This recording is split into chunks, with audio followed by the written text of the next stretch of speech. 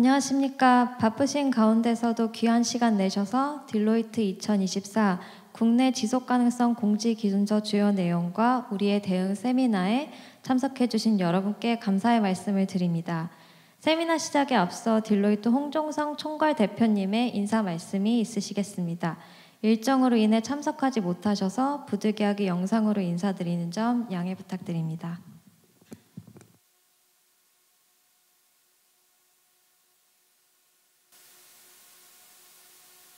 안녕하십니까. 한국딜로이트그룹 총괄대표 홍종성입니다.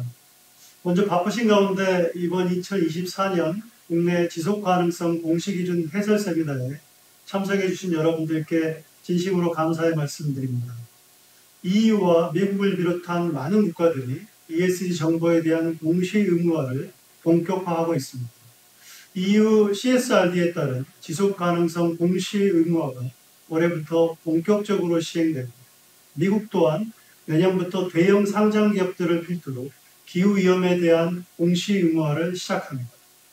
우리 EU 국가들인 일본, 홍콩, 중국, 호주 등도 ISSB 기준 제정에 발맞추어 지속가능성 공시 의무화를 본격화하고 있습니다. 우리나라도 올해 4월 한국 회계 기준을 위해서 지속가능성 공시 기준 공개 초안을 발표하였고 지속가능성 공시를 의무화할 체계를 갖추고 있습니다. 많은 기업들은 지속가능성과 재무정보라고 하는 두 개의 키워드가 결합한 공시 기준을 접하면서 이제까지 직면하지 못했던 새로운 패러다임을 마주하게 되었습니다. 한국딜로이트그룹은 많은 고객사와 함께 지속가능성 공시 의무화에 직면한 우리 기업들의 대응 방안을 지속적으로 고민하고 있습니다. 딜로이트는 국내 기업들이 대응해야 하는 국내 지속가능성 공시 기준뿐만 아니라 EU의 ESRS, SEC 룰에 대응하기 위한 솔루션과 방법론 또한 지속적으로 개발하고 발전시켜 나가고 있습니다. 오늘 세미나에서는 국내 지속가능성 공시 기준에서 요구하는 공시 정보의 성격과 의미를 딜로이트 관점에서 재해석하고 공시 기준에서 요구하는 내용들이 어떠한 형태의 결과물로 나타날 수 있는지 그 모습을 보여드리고자 합니다. 더 나아가서는 지속가능성 공시 의무화에 대비하여 우리 기업들이 준비할 사항들을 짚어보고 그 솔루션을 제시해드릴 겁니다. 오늘 세미나를 통해서 지속가능성 공시 기준에 대한 이해를 높이고 공시 의무화에 대응하는 데 필요한 인사이트를 얻는 귀중한 자리가 되시기를 바랍니다. 감사합니다.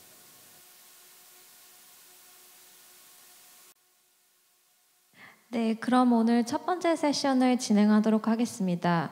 글로벌 지속가능성 공시 의무화 동향이라는 주제로 딜로이트 에이시아 패시픽 ESG 총괄 리더인 니콜라 위어 파트너께서 발표해 주시겠습니다. 니콜라 위어 파트너는 20년간 고객사 자문 경력을 보유했을 뿐만 아니라 딜로이트가 규제를 준용하도록 내부적으로 자문하는 역할도 보유한 한국 ESG 파트너입니다. 해당 발표는 영어로 진행이 될 예정이며 허규만 파트너께서 이후 해당 내용에 대한 간단한 요약을 전달해 주시겠습니다. 박수로 맞이해 주시면 감사하겠습니다.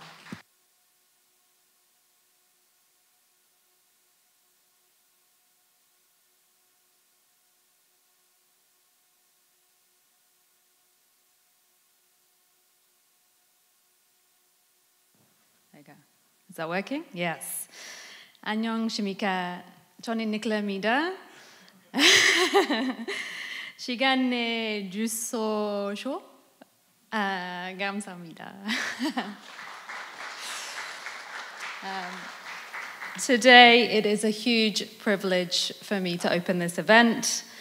I plan to give you a brief overview of ESG and emerging regulations, and then focus particularly on what we've been seeing in the UK to prepare for regulatory reporting, using CSRD as an example.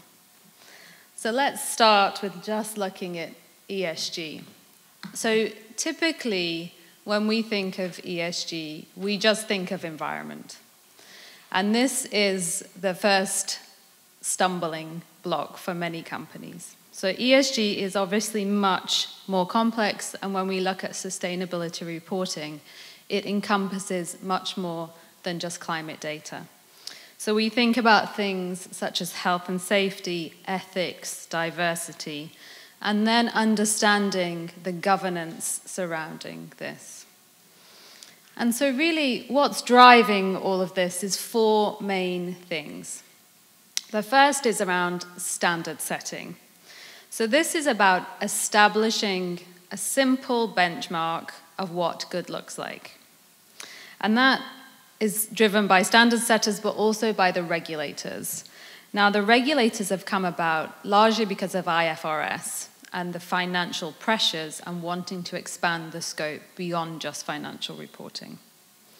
And the reason for that is really the third reason around risk management. Again, from an investment perspective, having more of a balanced portfolio when it comes to not just financial regulation, but broader ESG. So making better investments.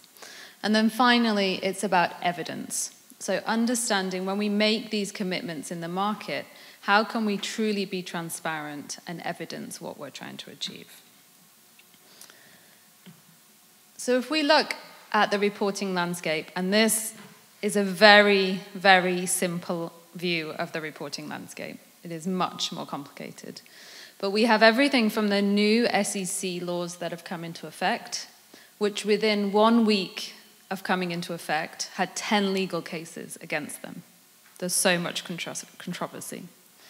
We then have the UK, which I'm going to focus on today, which is slightly behind its competitors or its peers in the EU. I would say the EU is very much leading in this space, especially with the CSRD reporting coming through.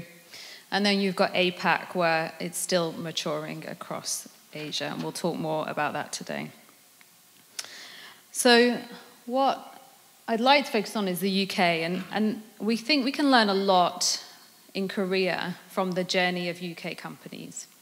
So even the UK, who are big, strong supporters of everything coming out of COP, of regulatory changes, the standards are still not in place in the UK.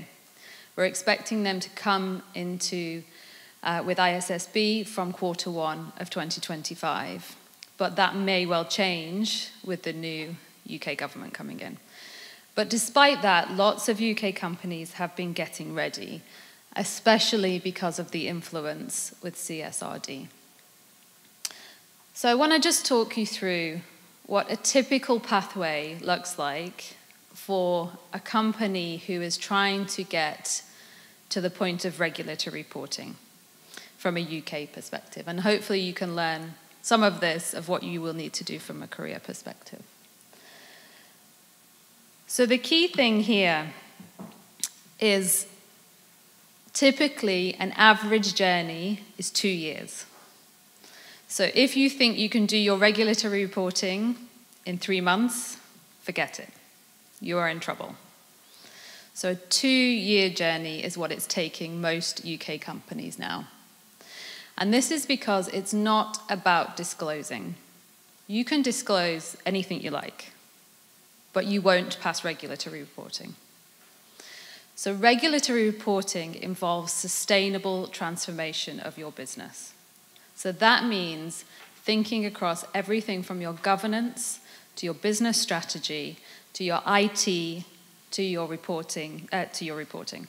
So it requires a whole range of stakeholders, which we'll talk more on.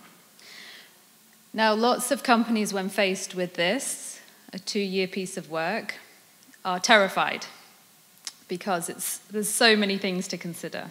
But there are some benefits, and I'll give you some benefits of UK companies. We're seeing increased access to EU capital coming through. We're seeing huge competitive advantages with ESG premiums. We're seeing reductions in costs related to reduced waste and also minimization of legal and fines coming through from greenwashing. And we're seeing improvements in workforce management, all of which are resulting in more trust. And so if we look at this roadmap, you should have copies of this, so I won't talk you through the detail, but just to give you an idea. So just understanding the scope and setting up the program, you're looking at between 6 to 9 months in a kind of worst case scenario. And then this double materiality and gap analysis, you're looking at another 6 months to 9 months of just getting through that.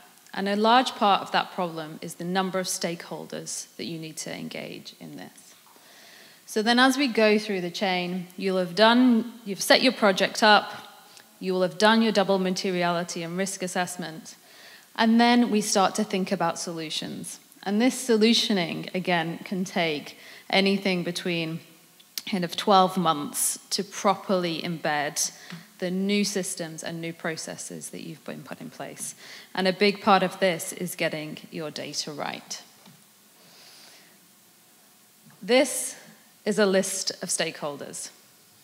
As sustainability teams, we often sit in isolation, but to complete any level of reporting, you must engage with a range of stakeholders. And that's everyone from your finance teams. I know we've got lots of CFOs here today. Where your IT teams to get your data machine readable, your procurement teams, so a whole range of stakeholders that you need to bring on this journey with you. So I am getting a little notice at the back that I'm running out of time. So I'm going to leave you with kind of three things that I would advise my clients in the UK.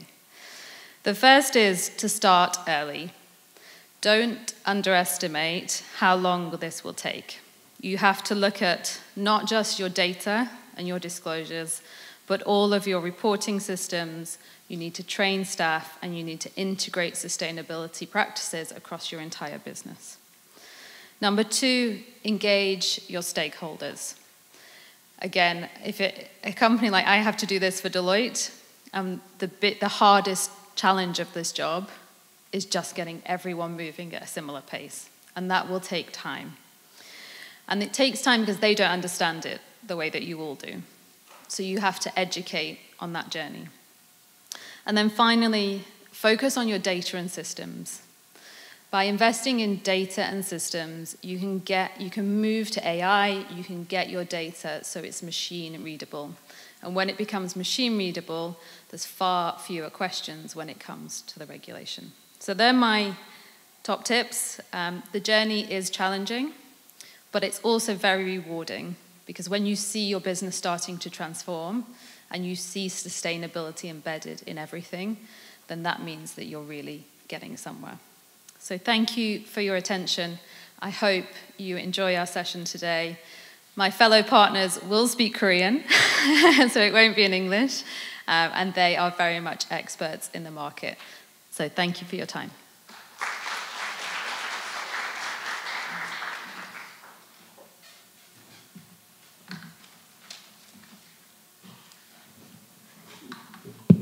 네, 감사합니다. 다음은 국내 지속 가능성 공시 기준 1호 내용 분석 및 시사점에 대하여 한국 딜로이트 그룹 원 ESG 서비스 그룹에서 지속 가능성 공시 기준 제정 동향 및 이에 대한 인증 방법론 개발 등을 담당하고 있는 허규만 파트너께서 발표해 주시겠습니다.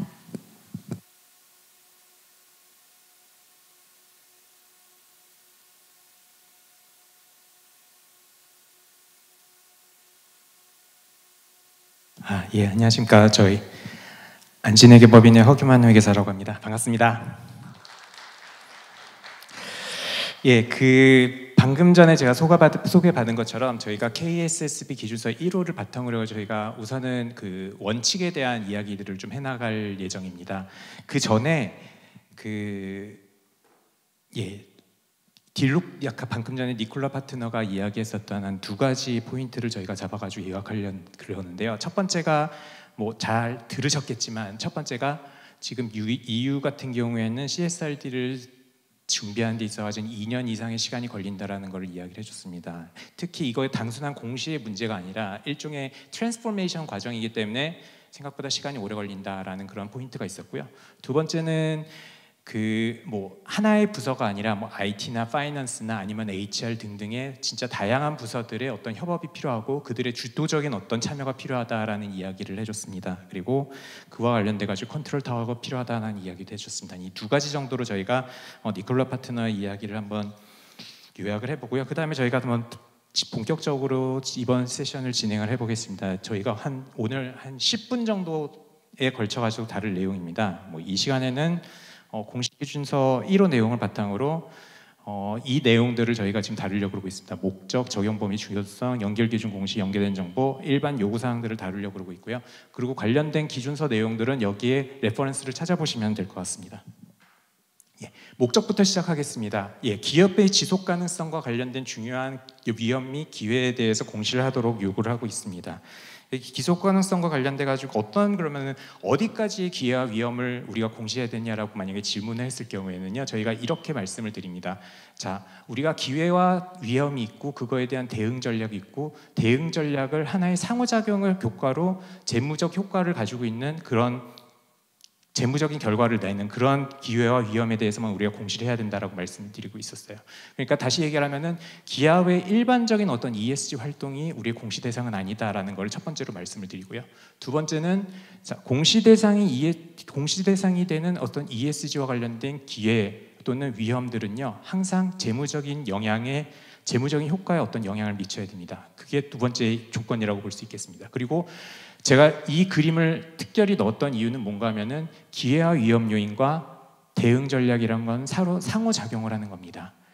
일반적으로 지금까지 많은 지속가능 보고서를 보면요, 우리가 기회와 위험을 그려놓고 그 위에 어떤 영향이 있는지를 그려놓고 그거로 그 다음에 그 대응 전략이 뭔지를 공시를 하세요. 기술을 해주세요. 그런데 지금 기준서에서 이야기하고 있는 거는요, 기회와 위험이 뭔지를 먼저 기술을 하고 그 다음에 그거에 대한 대응 전략을 기술을 하고, 그리고 그 대응 전략이 만약에 작동을 했을 때 그 결과물로 어떤 재무적 효과가 나타나는지를 보여줘야 됩니다.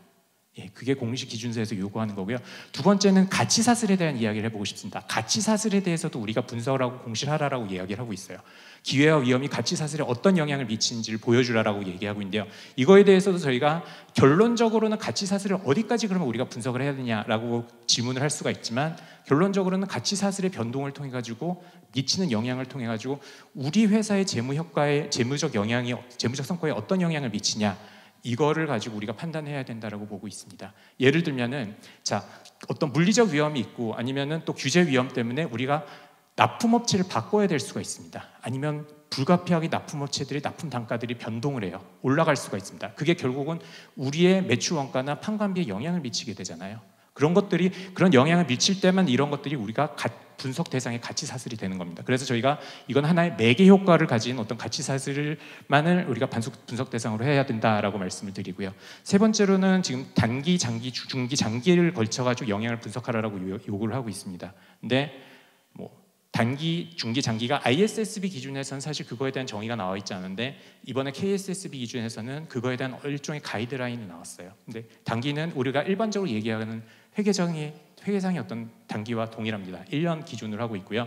중기에 대해서는 5년 이내라고 얘기하고 있는데, 일반적으로 우리가 손상평가나 이런 것들을 할 때 합리적으로 사업계획에 대해서 추정이 가능한 어떤 기간이다라고 이야기를 하고 있죠. 그걸 우리가 중기라고 얘기를 하고 있고, 장기는 5년 초과한 기간들, 우리가 합리적으로는 볼 수 없기 때문에 어떤 패턴이 계속 지속된다고 가정을 하는 그런 기간이라고 보고 있습니다. 적용 범위에 대해서 말씀드리겠습니다. 다 아시다시피 이번 KSSB 기준에서는요, 기후 공시만을 저걸로 했습니다. 기후 공시만을 의무로 했어요. 그리고 나머지 공시 사항들은 모두 선택 사항으로 했습니다. 그래서 그럼 우리가 앞으로 우리는 이제까지 지속 가능 보고서에 굉장히 많은 내용들을 담고 있었어요. 그러면 그리고 앞으로 어떻게 될 것이냐? 저희는 지금 두 가지의 상황으로 이렇게 이원화가 될 것이라고 보고 있습니다. 첫 번째는요, 지속 가능 보고서, 회사에서 필요로 하는 지속 가능 보고서, 회사의 어떤 ESG 활동에 대한 홍보, 아니면 투자자의 요구들, 이해관계자 요구로 인해 가지고 지속 가능 보고서는 계속적으로 발행을 할 겁니다. 그리고 우리 KSSB 기준에 따른 어떤 공시 요구 사항에 따른 어떤 그런 공시 사항들은 별도의 사업보고서 형태로 공시가 될 거다라고 봐가지고 결국은 두 가지 형태의 보고서가 다 발행될 거다라고 저희가 예상을 하고 있고요.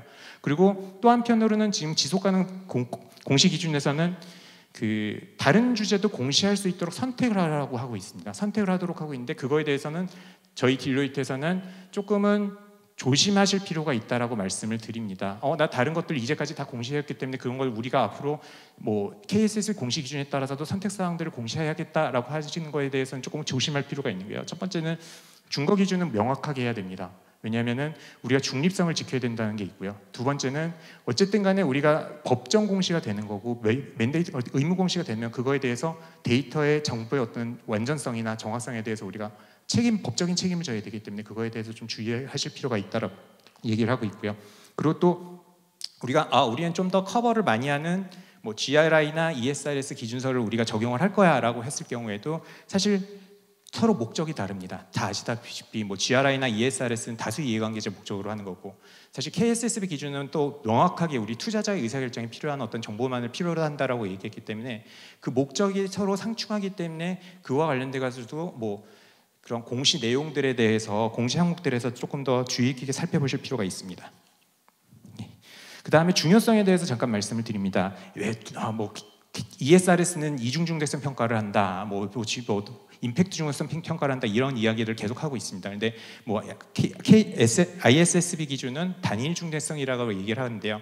사실 저희가 지금 보고 있을 때는 여기서는 사실 중대성 평가라는 게 별로 의미가 없습니다. 왜냐하면 KSSB 기준은 기후 공시만을 의무화하고 있어요.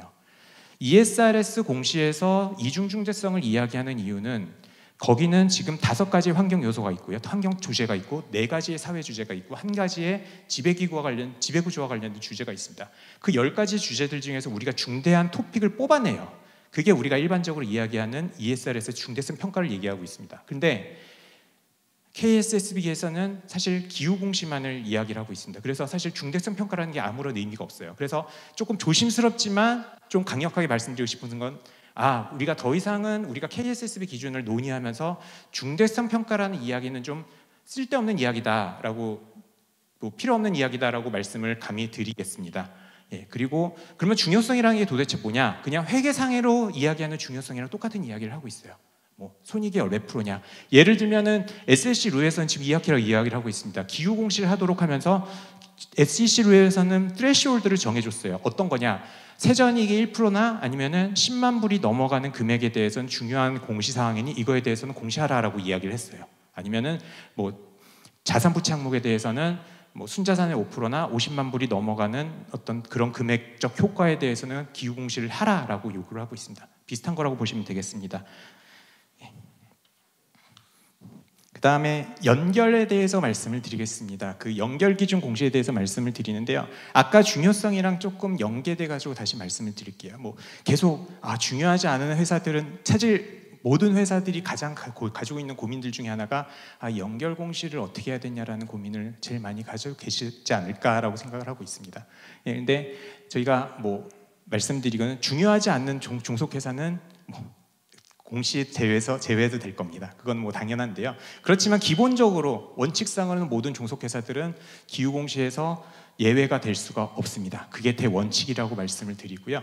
그 대신에 중요하냐 중요하지 않느냐라는 것을 따지면서 우리가 어떤 중요한 종속회사들은 우리가 좀 더 면밀하게 그런 금액들을 지표들을 좀 더 산출해내고, 중요하지 않은 회사들은 그거에 대해서 조금 더 추정을 해나가면서 좀 계략적으로 그렇게 계산을 해나갈 수 있는 그런 방법들을 찾을지 않을까라고 생각하고 있습니다. 그래서 저희가 한 5단계 정도를 한번 저희가 살펴봤어요. 예를 들면은 어떤 기후 관련된 지표를 정의를 합니다. 지표를 정의하고 그와 관련돼 가지고 우리가 재무제표상에 관련된 회계 계정이 어떤 건지를 찾아봐요. 그리고 그 회계 계정을 봤을 때 어떤 회사가 중요한 회사고 어떤 회사가 중요하지 않은 회사인지를 전체 비중에서 우리가 찾아보는 겁니다. 그러면 유의적인 회사다라고 했을 경우에는 그거에 대해서 우리가 유의적인 회사들은 좀 더 면밀하게 일반적인 방법을 통해 가지고 지표들을 우리가 산출해내고요. 유의적이지 않은 회사들은 집합적으로 추정을 해나가는 어떤 방법이 있지 않을까라고 생각을 하고 있습니다. 그거와 관련돼 가지고 저희가 지금 옆에 보시면 연결 내부 회계 관리도 범위 산정 절차, 옛날에 어디서 나왔는지 잘 모르겠는데 어쨌든 그런 절차들이 있는 걸 알고 계실 거고요. 그걸 저희가 약간 도입해가지고 어떻게 하는지에 대해서 잠깐 그 사례를 한 번 더 가상의 사례를 한번 만들어봤습니다. 예를 들면 이런 겁니다. 자, 우리가 스콥 1과 스콥 2에 대한 탄소 배출량을 산정을 하려고 하고 있습니다. 그러면은 어떤 회사가 중요하고 어떤 회사가 중요하지 않은 회사들을 결정을 해야 돼요. 스콥 1과 스콥 2를 봤더니 스콥 1 탄소 배출량과 관련돼 가지고는 일반적으로 회계상으로 연료비 지출액과 관련이 있습니다. 그죠?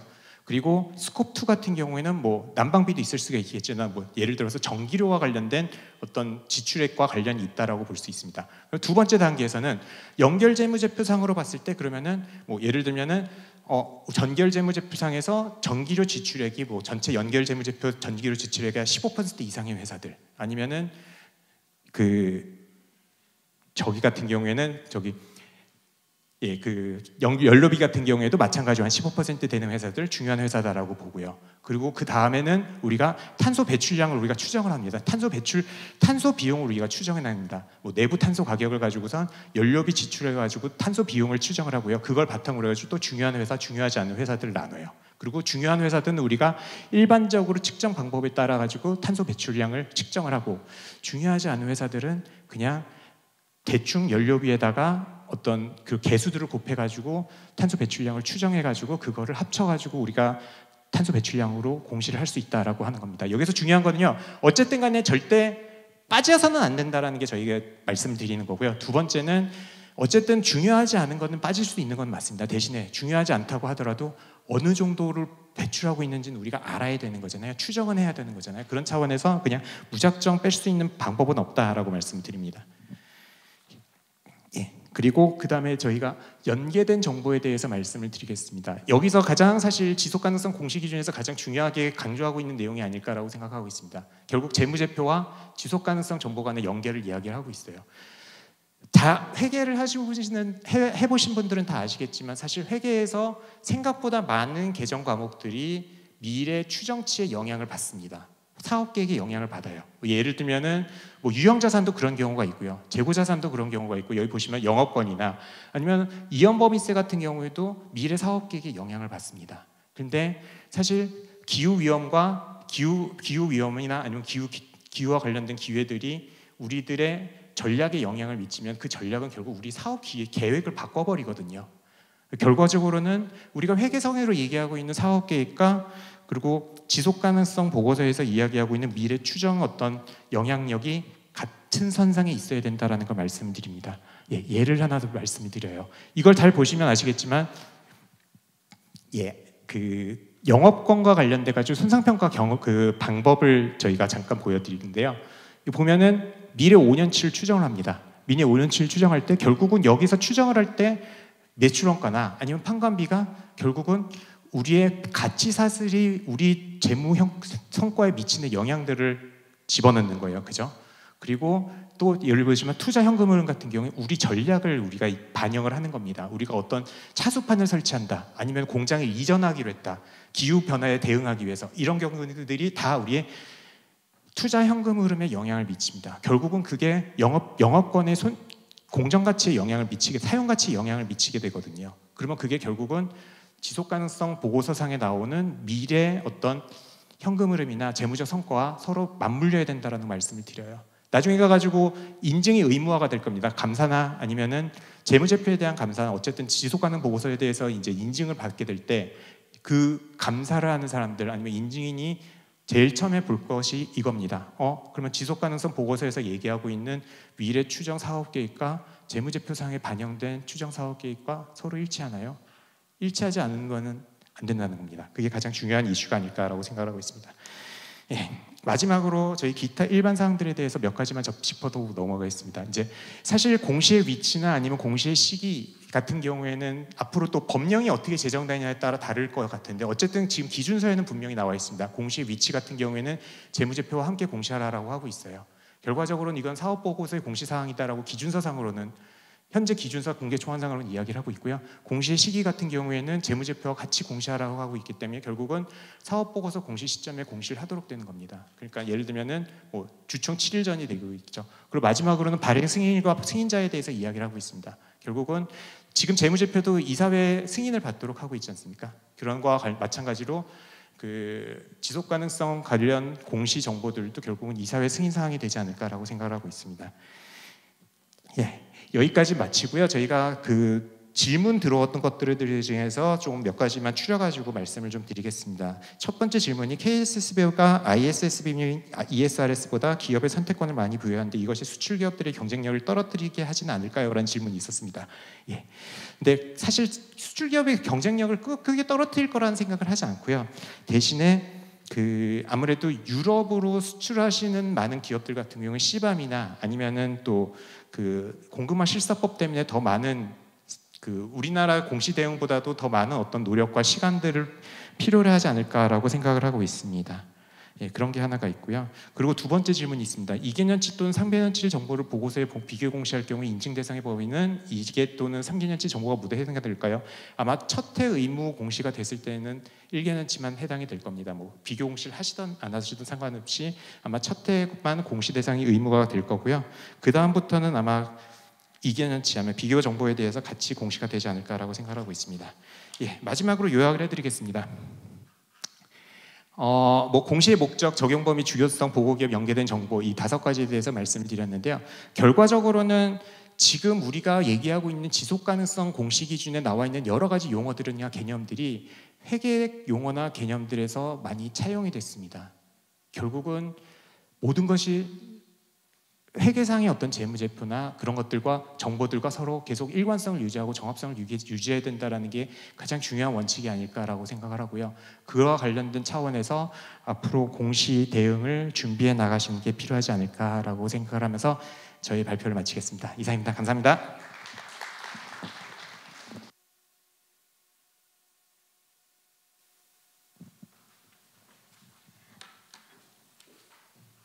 네, 감사합니다. 다음은 국내 지속가능성 공시기준 2호 및 101호의 내용을 기반으로 국내 기업들의 지속가능성 공시정보 형태에 대하여 ESG 및 기후 분야에서 10년 이상 컨설팅 경험을 보유한 공인회계사인 이옥수 파트너께서 발표해 주시겠습니다.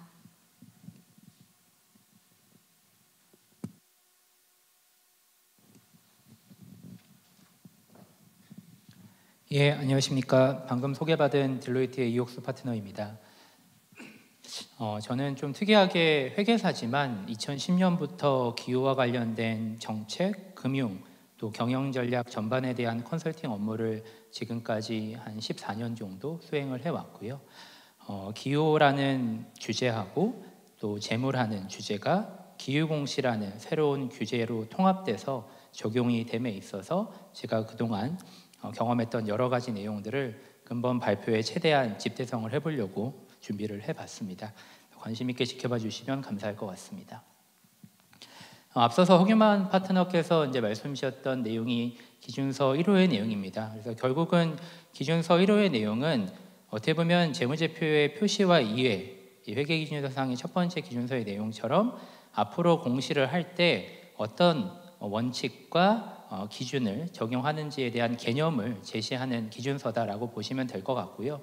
이제 사실 본 게임은 앞서 말씀 주신 것처럼 2호부터 진행이 되고 모두가 아시는 것처럼 2호는 기후를 주제로 하고 있습니다. 그래서 결국은 기후가 ESG 향후 의무 공시의 가장 첫 번째 선발 주자이자 가장 핵심적인 내용이다라고 생각을 하시면 될 것 같습니다. 그러면 이제 기준서 2호에서 기후에 대한 내용을 뭘 공시하라고 하는지를 살펴보면 이제 다른 모든 주제와 마찬가지로 크게 4가지 핵심 요소에 대해 공시를 하도록 요구를 하고 있습니다. 다만 이 기후에 특화된 이 내용들을 이 4가지 핵심 요소별로 공시를 하도록 요구를 하고 있고, 기본적으로 이제 기후에 대한 위험 및 기회를 어떻게 관리할 건지, 또 관련돼서 어떤 전략을 수립해서 구체적으로 지표와 목표를 어떻게 성과 관점에서 창출을 하고 있는지에 대한 내용들을 공시하도록 요구를 하고 있습니다. 그리고 이 3가지 내용들을 모두 포괄해서 이 기후에 대한 위험과 기회를 어떻게 관리 감독, 모니터링 하는지에 대한 거버넌스를 실제로 갖추고 있는지, 이 4가지 내용들을 공시하도록 요구를 하고 있습니다. 다만 이제 국내 기준의 좀 특징이라고 하면 이 글로벌 ISSB에서 내놨던 이 기준서와 달리 국내에서는 이제 추가적인 완화 규정을 두고 있습니다. 이제 국내 기업들이 여러 가지 이 공시에 대한 부담감을 호소했었기 때문에 크게는 이 기후공시 관점에서의 세 가지 완화 규정을 현재 초안에서는 제시하고 있다라고 말씀을 드릴 수 있을 것 같고요. 첫 번째로는 앞서 이미 설명했던 것처럼 기후공시만 의무화한다. 기후 외의 다른 주제는 의무화하지 않는다. 사실은 기준서가 없기 때문에 의무화를 할 수도 없습니다. 그래서 이 내용을 다시 한번 천명한 거고요. 두 번째는 지표와 목표가 결국은 정량적으로 공시를 해야 되는 내용의 핵심인데 그 지표에 있어서는 산업 전반적으로 결국은 의무공시 대상이 되는 모든 기업이 공시해야 될 지표만 의무고 이 각각의 산업, 업종별 특화된 지표는 선택적으로 공시할 수 있도록 또 완화를 하였습니다. 마지막으로는 이제 내부 탄소 가격 관점에서 사실 뒤에서 말씀드리겠지만 이 기업이 진정성을 가지고 실질적인 탄소 감축을 위한 투자를 하고 있는지 안 하고 있는지를 보여주는 핵심적인 지표가 사실 이 기업이 내부 탄소 가격을 어떠한 수준으로 설정하고 있는지입니다. 그래서 이 부분에 있어서 사실 내부 탄소 가격을 우리가 얼마로 하고 있습니다라는 얘기는 이 기업이 정말 제대로 탄소 감축을 하고 있구나 안 하고 있구나를 직접적으로 보여줄 수 있고 동종 업종 내에서는 또 상호 비교도 될 수 있기 때문에 이 부분에 대한 부담을 완화하고자 가격 자체는 선택해서 공시할 수 있도록 해놨고요. 다만 내부 탄소 가격을 적용을 하고 있는지 하고 있다면 어떠한 프로세스와 실제 관련된 절차에 따라서 적용을 하고 있는지는 의무적으로 공시를 하도록 요구를 하고 있습니다. 그 외에 이제 스콥 3에 대한 부분들은 아직까지 어떻게 할지 확정이 되지 않았기 때문에 추후에 최종안을 볼 필요가 있고요. 개인적인 생각으로는 이제 스콥 3에 대한 의무 공시 시점도 당장 적용하기는 조금 한계가 있지 않을까. 국내 최근의 분위기를 봤을 때는 그런 생각을 가지고 있습니다. 다만 이제 선택 규정이라고 하면 당분간은 의무적으로 안 해도 된다라는 의미지 앞으로도 계속해서 안 해도 된다라는 의미는 아닙니다. 그래서 완화를 위한 유예를 준 거기 때문에 특히나 글로벌 선도 기업이고 해외 다른 의무공시 규정을 적용받는 기업 같은 경우에는 이 세 가지 부분들에 대한 역시 의무다라고 사실은 생각을 하고 사전적으로 준비를 하는 것을 제안드리고 있습니다. 그리고 이제 관련된 실무자분들은 이미 잘 아실 것 같은데 기준서가 나오면서 FAQ라고 해서 이 기준서와 관련돼서 자주 회자되는 질문에 대한 내용과 답변을 함께 KSSB에서 제시를 하였습니다. 통상적으로는 기준서 최종안이 나오면서 그에 따른 FAQ를 내는 게 일반인데 워낙 이슈가 많고 또 기준안이 어떻게 생각하는지에서 궁금해하는 분들이 많기 때문에 이 FAQ가 함께 제시가 됐다라고 보시면 될 것 같고 그 중에서도 이제 이후에 대한 내용도 있기 때문에 이 부분은 KSSB가 이런 방향을 가지고 현재 고민을 하고 있구나라는 부분에 있어서 참고로 한 번씩 정독을 하시면 좋을 것 같습니다. 예를 들어 이제 온실가스의 범위에 대해서 얘기를 할 때 교토정책에서 열관 7가지 온실가스를 모두 포괄해서 관련된 온실가스 배출량을 산정 및 의무 공시할 것을 요구하고 있고요. 잘 아시겠지만 국내 배출권 거래제 하에서 규제 대상이 되는 온실가스는 6가지입니다. 그래서 한 가지가 추가됐는데 여기 기준서에서의 온실가스는 7가지이기 때문에 7가지 온실가스 모두에 대한 배출량을 산정해서 공시해야만 의무 공시에 부합한다라고 생각을 하실 수 있을 것 같습니다. 오른쪽 같은 경우에는 이제 다만 배출권 거래제 하에서 이미 배출량을 산정을 하고 있다면 그 부분들은 준용을 할 수 있고 그 외에 이 배출권 거래제의 대상이 되지 않거나 왼쪽에 있는 내용과 연계하자면 배출권 거래제 하에서 산정이 되지 않는 온실가스에 대해서는 별도로 구분해서 공시할 수 있도록 해놨다라는 부분을 볼 수 있을 것 같습니다. 다만 이제 오른쪽의 내용과 관련해서는 저거를 실무적으로 적용해서 공시를 한다라고 생각을 해보면 사실 굉장히 공시 정보가 복잡해질 수 있습니다. 그래서 이제 오른쪽에 대한 내용에서 저희가 지금 생각해 볼 수 있는 거는 국내 배출권 거래제 하에서 이미 목표관리제부터 배출권 거래제로 이어지는 기간 동안 기업들이 탄소 배출에 대한 규제를 받아왔고 그 부분에 대한 정보를 최대한 활용할 수 있도록 기준서가 나올 것 같구나라는 생각 정도를 해보실 수 있을 것 같고요. 다만 여기서 커버되지 않는 배출량에 대해서는 완결적으로 산정을 할 수 있는 체계를 내부적으로 수립을 해야겠다라는 생각을 동시에 해보실 필요가 있을 것 같습니다. 그리고 이제 SEC 내용과는 간단히 비교를 하면 사실 세 가지, 그러니까 SBSEC나 EU의 ESRS E1 또 YSSM이나 또 KSSB의 기준에서 요구하는 내용들이 크게 보면 대동소이합니다. 다만 세부 내용에서 좀 차이가 있고 SEC 같은 경우에는 이제 미국이 원래 기준 제시할 있어서 굉장히 이제 디테일한 기준을 제시하고 있기 때문에 그 부분들에 있어서 이제 3가지 정도를 스페시픽하게 제시를 했고, 이 부분들을 우리가 국내 공시 준비를 할 때도 참고할 필요는 있을 것 같습니다. 무슨 말이냐 하면 이제 재무제표의 주석으로 별도 공시를 해야 될 항목들을 딱 제시를 했기 때문에 우리가 국내 공시를 준비할 때도 단기 재무 영향에 대해서는 이 재무제표 주석 사항을 참고해서 공시 준비를 하는 것이 필요하겠다라는 생각을 해볼 수 있을 것 같고요. 외부 인증 추후에 이제 회계감사 수준의 외부 감사를 받아야 되는 대상으로는 온실가스 배출량이 당연히 이제 재무제표 주석은 감사 대상이 될 거지만 추가적으로 온실가스 배출량이 대상이 됩니다. 그래서 다른 여러 가지 지표 중에서도 연결 기준의 스콥 1, 2, 3 배출량은 외부 감사에 문제가 없는 수준으로 완결성 있게 준비를 하는 것이 중요하다라는 생각을 해볼 필요가 있을 것 같습니다. 그리고 그 외에 다른 정보 같은 경우에는 사업보고서에 포함돼서 공시되는 항목이기 때문에 그 부분들은 다른 형태로 준비를 하는 것도 가능할 것 같습니다.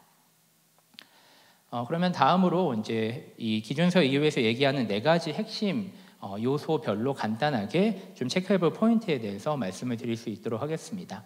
첫 번째는 이제 거버넌스에 대한 부분인데요. 거버넌스 내용을 보면 감독할 책임이 있는 의사결정 기구 또는 개인을 식별하라고 되어 있습니다. 결국 이 말은 나중에 공시에 대한 이슈가 발생해서 책임을 져야 되는 상황이 만약에 발생을 하고 법적 이슈가 생길 때 감독 의무를 소홀히 해서 책임을 질 기구 혹은 개인을 선정하라는 얘기입니다. 그래서 그 부분에 대해서는 내부적으로 의사결정이 필요하고요. 그리고 공시정보의 최종 책임자는 당연히 CFO가 될 수밖에 없습니다. 그런데 이 기후 관련 정보의 책임이 있는 특정위원회 또는 경영진을 확정을 하는 것이 추가적으로 필요합니다. 그래서 CFO가 이 내용을 함께 최종 책임을 질지, 공시정보 전반에 대한 책임은 CFO가 지나 기후 관련 정보에 대해서는 별도의 경영진이나 혹은 특정위원회에서 책임을 질지, 이 부분들을 확정하는 것이 필요하고요. 마지막으로는 이 각각의 의사결정 기구 또는 위원회에서 기존의 이 회사 경영을 위해서 감독하고 있는 절차가 있습니다. 그래서 이 감독 절차에 기후 관련 내용을 통합하는 것이 필요하다라는 부분을 강조드리고 싶습니다. 이 부분은 이제 뒤에 다른 내용하고도 연결되는 얘기인데요. 다음으로 이제 위험 및 기회 관리로 넘어가서 내용을 살펴보면 사실 마찬가지로 이 위험 및 기회 관리 부분에 있어서도 기후 위험만을 혹은 기후 관련된 기회만을 위해서 별도의 프로세스를 정립하라는 것이 아닙니다. 이제 기존에 저희가 지속가능 보고서를 작성할 때 ESG 부서가 ESG 그 내에서도 이제 기후 관련 내용만을 어떻게 보면 별도로 식별해서 정보를 취합하고 관리를 했다면, 이제는 기존의 전사적인 또 만약에 여러 그룹사를 영위하고 있는 그룹이라면 이 그룹 단위의 위험관리 프로세스와 연계해서 기후위험관리 프로세스를 정립하는 것이 필요하고, 마찬가지로 이 기후위험관리를 위한 내부 정책을 수립해야 되는데요. 모두 다큐멘테이션, 문서화가 필수적입니다. 근데 이 내용을 할 때도 기존의 내부 통제 또 내부회계 관리 제도에 이 기후위험에 대한 내용들을 꼭 추가해서 관리를 하는 것이 필요하고, 뭔가 별도로 연계되지 않은 형태의 관리는 안 된다라는 부분들을 명심할 필요가 있습니다. 그리고 사실 이제 기준서 핵심 요소 이름이 위험 관리인데요. 제가 위험 및 기회 관리라고 말씀을 드린 게 실제 기준서 내용을 보면 위험만이 아니라 기회, 이 기후 관점에서의 기회에 대한 부분 역시 프로세스에 대한 부분들을 정립해서 공시할 것을 요구를 하고 있습니다. 다음으로 이제 전략과 지표 및 목표가 남았는데요. 전략 관점에서 한 가지 이제 또 생각해 볼 필요가 있는 것은 우리가 어떻게 기후 관련된 위험과 기회를 합리적으로 예상했는지를 결국은 나중엔 다 증명 혹은 소명을 해야 됩니다. 그래서 그렇게 증명할 수 있는 근거 자료를 마련해서 예전에 이제 저희가 ESG 관련된 지속 가능 보고서나 외부 평가 대행을 할 때 금감원하고 만날 일은 없죠. 근데 이제 공시를 준비하면 금감원과 만날 일이 생길 수 있습니다. 그럴 때 혹은 외부 감사를 받을 때, 인증을 받을 때 어떻게 우리가 소명하고 증명할지에 대한 자료들을 다큐멘테이션 워크를 잘 하는 게 중요합니다. 그리고 연결 기준으로 다양한 사업 혹은 개별 기업이지만 되게 여러 가지 사업 포트폴리오를 영위하고 있는 다수의 기업들이 있습니다. 이제 그 중에 유의미한 중요한 사업에 한정되긴 하겠지만 그 각각의 사용 모형에 대해서 그리고 관련된 가치 사슬을 모두 포괄해서 영향을 분석하는 것이 필요하다라는 부분도 기억하실 필요가 있을 것 같고요. 그리고 기후 공시를 위해서 해야 될 핵심적인 경영 활동에 대한 자원 조달, 투자 계획, 결국은 이 자금 계획과 목표도 함께 수립해서 공시를 하는 것이 중요하다. 그리고 앞서서 계속 강조했지만 이 핵심적인 재무제표인 재무상태표, 손익계산서, 현금 흐름표 이 세 가지 모두의 관련 기후와 관련된 계정들에 대한 영향을 파악하고 필요한 사항은 주석 공시하고 그 외의 내용은 사업보고서에 공시를 할 수 있도록 준비를 하는 것이 필요하다라는 말씀을 드리고자 합니다. 마지막으로 이제 지표 및 목표 관련해서는 사실은 이제 이 기후 공시의 핵심적인 특징 중 하나가 재무 공시에서 사실 해당 기업의 매출이나 순이익 같은 것들에 대한 목표를 정해서 예를 들면 뭐 3개년치 매출 순이익 목표를 정하신 다음에 그 목표 대비 진척도를 공시하세요라고 얘기하는 건 사실 개념적으로 말이 안 됩니다. 근데 기후 공시는 그렇게 하라라고 하고 있습니다. 목표를 설정하고 실제 숙제를 제대로 했는지 진척도에 대한 부분들을 함께 의무적으로 매 연말에 공시하도록 요구를 하고 있습니다. 기존에 이제 자발적 공시 하에서 사실 SBTi 등에 가입해서 우리가 탄소 감축을 하겠다라고 선언하신 기업들이 있는데요. 정말 이거 우리가 할 수 있는 건지 이제 의무 공시가 되면 본 게임인데 이 목표 기존에 설정해서 보고서나 또 홈페이지에 공시했던 목표가 실질적인 감축 투자를 우리가 하는데 얼마만큼의 재원과 품이 들지를 고민해서 제대로 설립이 됐는지 이게 저희 재무나 리스크관리위원회나 이사회 승인을 모두 받을 수 있을지 이 관점에서 이제는 재점검을 하시는 것이 반드시 필요합니다. 그리고 연결 기준 스코프 1, 2, 3 같은 경우에는 앞서 말씀드린 것처럼 외부 감사에 대응 가능한 수준으로 양적 정보에 대한 완결성 있는 정보를 산정하는 것이 중요하고요. 스코프 3는 이 정도 수준이 되는 건 시간이 좀 걸릴 것 같습니다. 최소한 연결 기준 1, 2에 대해서는 완벽하게 준비를 하는 것이 중요하다라고 말씀을 드리고 사업활동 정보물 배치 관련된 지표들이 있는데요. 이 부분은 앞서 말씀드린 전략에서 얘기하는 재무적 영향과 연계를 하는 것이 필요합니다. 그리고 사실 이제 기준서가 되게 어떻게 보면 무서운 게 기준서의 워딩 하나하나가 나중에 외부 감사나 예를 들어 감리를 받는다고 하면 그 내용 하나하나를 가지고 이제 사실은 이슈 제기를 할 수 있습니다. 이 목표에서 마지막 내용을 보면 모든 목표를 공시하라라고 하고 있거든요. 그러니까 모든이란 말은 연결 기준으로 우리 각 법인이 소재한 국가들이 되게 다양한데 이 국가별 규제에 따라 우리가 충족해야 하는 모든 기후 관련된 목표를 완벽하게 파악을 하고 이 부분에 대해서 진척도에 대한 관리를 해라라는 의미입니다. 그래서 우리가 굉장히 여러 사업장이 연결 관점에서 사업장 소재지가 있는 회사 같은 경우에는 각 국가에서 요구하고 있는 이미 이제 규제를 대응하고 있기 때문에 그 부분들에 대한 정보들은 관리가 될 텐데 그 해당 정보들이 누락 없이 완결성 있게 목표 관점에서 취합할 수 있는 체계를 마련하는 것이 중요하다라고 강조드리고 싶습니다. 사실 이상 이제 기준서에서 얘기하는 4가지 핵심 요소에 대해 말씀을 드렸는데요. 이제 다만 제가 실무 ESG나 혹은 이제 최근에는 재무부서에서도 이 내용들을 준비하고 계시기 때문에 실무 회의를 할 때 말고 예를 들면 제가 이제 경영진 협의체나 혹은 이사회 같은 데 가서 강의를 하거나 보고를 할 때 이렇게 4가지를 말씀드리면 나는 뭘 어떻게 하라는 건지 잘 모르겠다. 이제 이런 말씀들을 탑 매니지먼트는 많이 하시는 것 같습니다. 그래서 이 4가지가 이제 결국은 기후 관련해서 기업이 어떠한 경영 활동을 하라고 하는 것인지에 대한 보다 근원적인 좀 고민을 이제는 해볼 타이밍이 아닌가라는 생각이 들고요. 이 기후 관련된 기준서인 2호에서 결국 기업에게 요구하는 것은 기후에 대한 3가지 경영 활동을 하라는 겁니다. 첫 번째는 탄소를 줄여라, 온실가스를 줄여라. 그래서 넷제로를 달성해라 라는 게 1번입니다. 2번은 최근에 점점 더 많은 이슈들이 있는데 기후변화로 인해서 물리적인 실제 피해, 자연재해로 인한 피해가 오는 건 이제는 이제 막을 수 없는 현실이 됐습니다. 그러면 우리 기업에게 이 기후변화로 인한 자연재해가 얼마만큼의 피해로 다가올지에 대해서 예측하고 분석하고 이를 경감할 수 있는 재무적 관점에서 관련된 비용을 손실을 최소화할 수 있는 대책을 마련해라. 두 번째입니다. 그리고 마지막은 이제 앞서 2가지 얘기를 드리면 특히 이제 시조 같은 분들은 별로 관심이 없으세요. 규제구나, 위기 관리 하라는 얘기구나, CRO나 CFO가 잘 하세요. 근데 마지막 3번째 이제 창에 해당하는 거죠. 방패가 아니고 저탄소 비즈니스를 이 기후시대에 어떻게 확대할지에 대한 전략을 수립하고 이에 기반해서 우리의 사업 포트폴리오를 전략적으로 전환하고 이에 대해서 신사업에 대한 성과를 점검해라. 결국은 매출 그리고 기업 가치를 높이기 위한 저탄소 비즈니스를 앞으로 확대해라라는 것도 의무 공시의 대상이 되는 항목입니다. 결국은 기업이 이 기후와 관련된 이 세 가지 핵심적인 경영 활동을 잘 하고 이에 대한 성과를 기준서의 내용에 맞춰서 잘 공시하는 것이 이 기준서가 요구하는 핵심적인 내용이고요.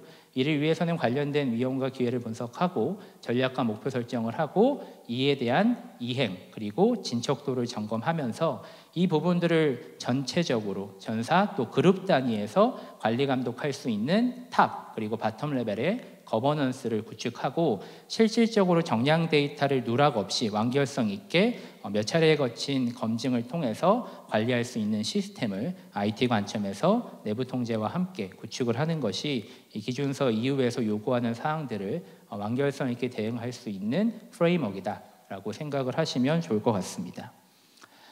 그리고 이제 이 왼쪽에 앞서 설명드렸던 프레임워크의 실무적 관점에서 준비할 때는 이제 크게 5가지의 과제 형태로 유형화를 해서 준비를 하실 수 있을 것 같습니다. 기본적으로 기후변화 위험 및 기회에 대한 분석, 그리고 탄소 감축을 어떻게 이행할 건지, 그리고 사실 이제 탄소 감축 넷제로 대비해서 이 물리적 피해 경감과 저탄소 비즈니스 확대로 대면되는 기회는 향후에 계속해서 사례 기반의 고도화가 필요합니다. 그래서 이 부분들을 묶어서 준비를 하는 것이 필요하고요. 거버넌스한 시스템도 당연히 품은 제일 많이 들지만 또 티는 나지 않는 이러한 활동들을 실무 관점에서는 계속 준비를 해야 됩니다.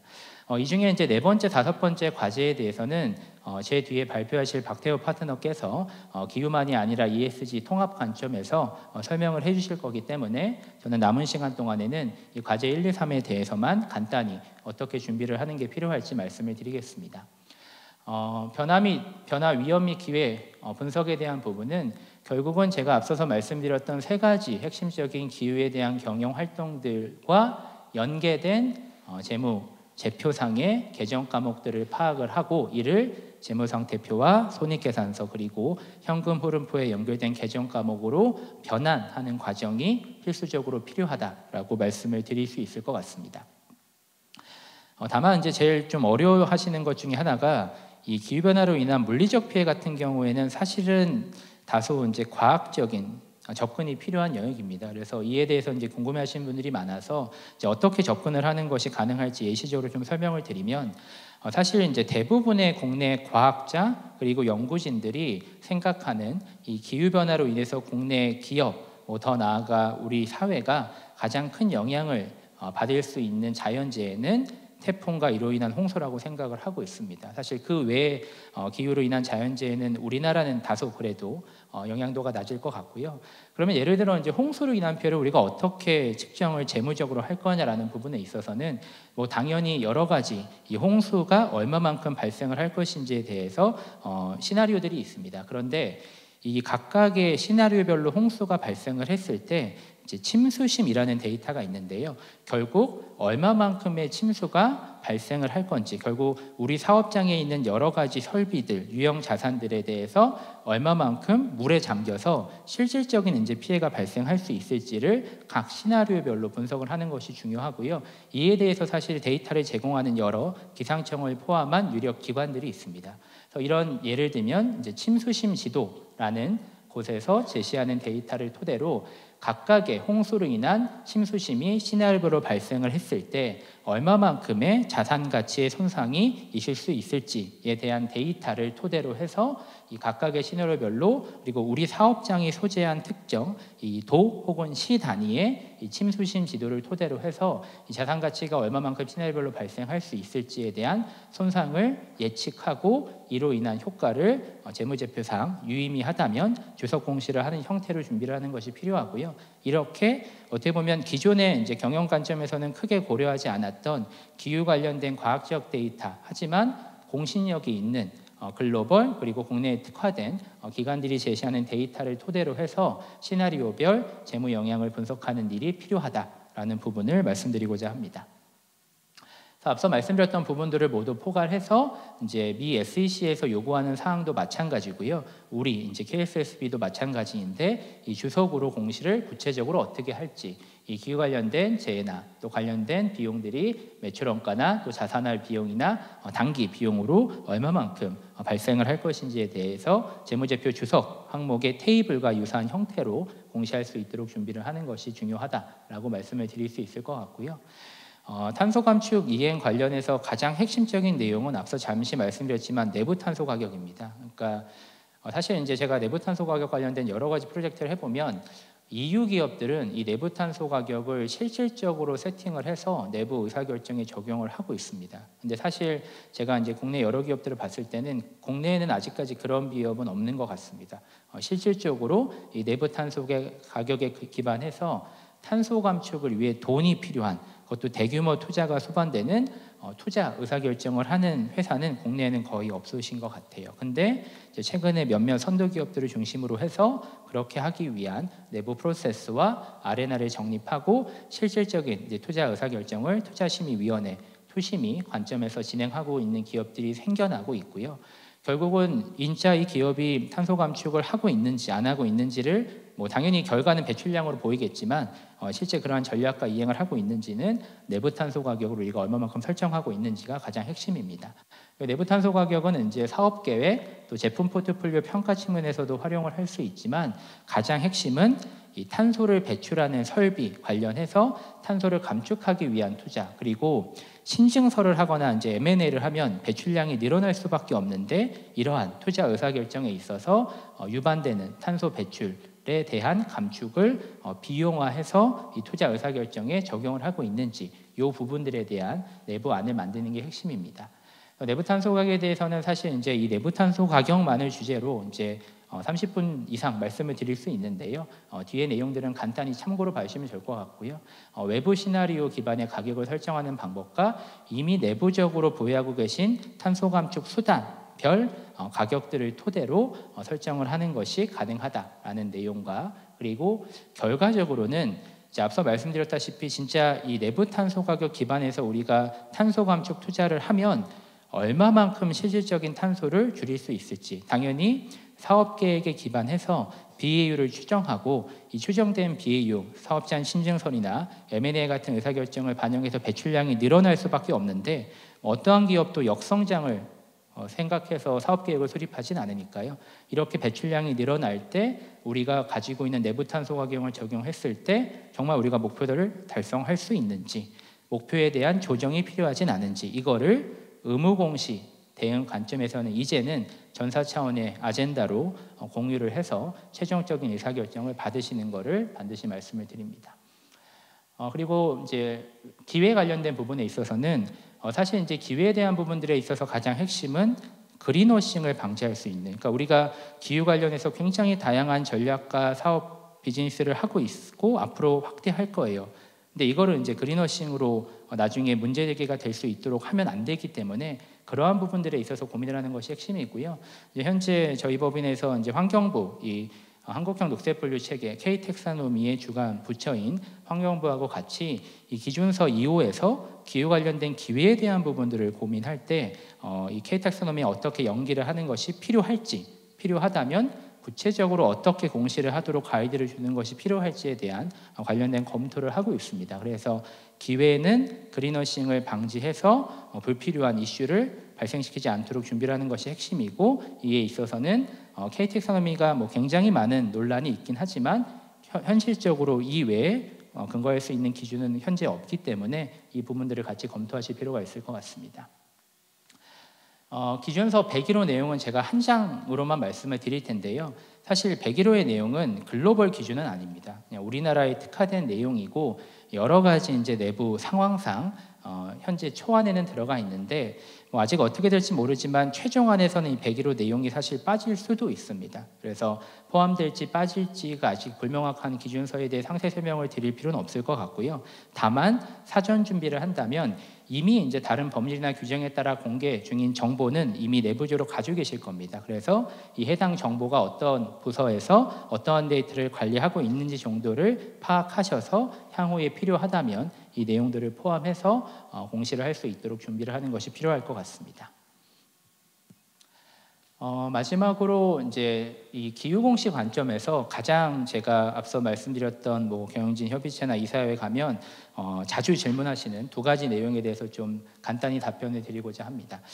첫 번째로 올해 들어서 제일 많이 질문 주시는 건 올해 11월 이제 미대선이 있는데 트럼프가 당선되면 다시 또 기후공시든 뭐 기후 관련 이슈든 다시 없어지는 거 아니냐, 어떻게 생각하냐, 이제 이런 질문을 되게 많이 주세요. 근데 이제 제가 항상 똑같이 답변을 드리는데 우리가 이제 미 트럼프 행정부 시대를 경험했었죠 이미.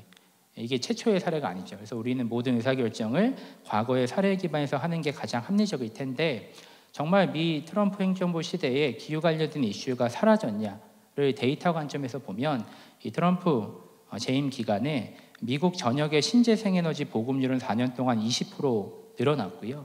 그리고 모두가 아는 전기차의 대표 기업인 테슬라의 주가는 17배가 상승했습니다. 결국은 이 기후 관련된 트렌드 자체를 역행하는 활동들은 할 수가 없고 그 이유는 이미 산업계가 먼저 이 기후에 관련된 비즈니스 기회를 창출하고 이에 대한 탄소 감축은 또 본인들의 비즈니스 역량으로 활용하기 위한 활동들을 하고 대규모 투자를 미국의 선도 기업들도 EU 기업과 마찬가지로 해놨기 때문에 이를 턴백하는 것은 불가능합니다. 다만 이제 이 생각은 해볼 수 있습니다.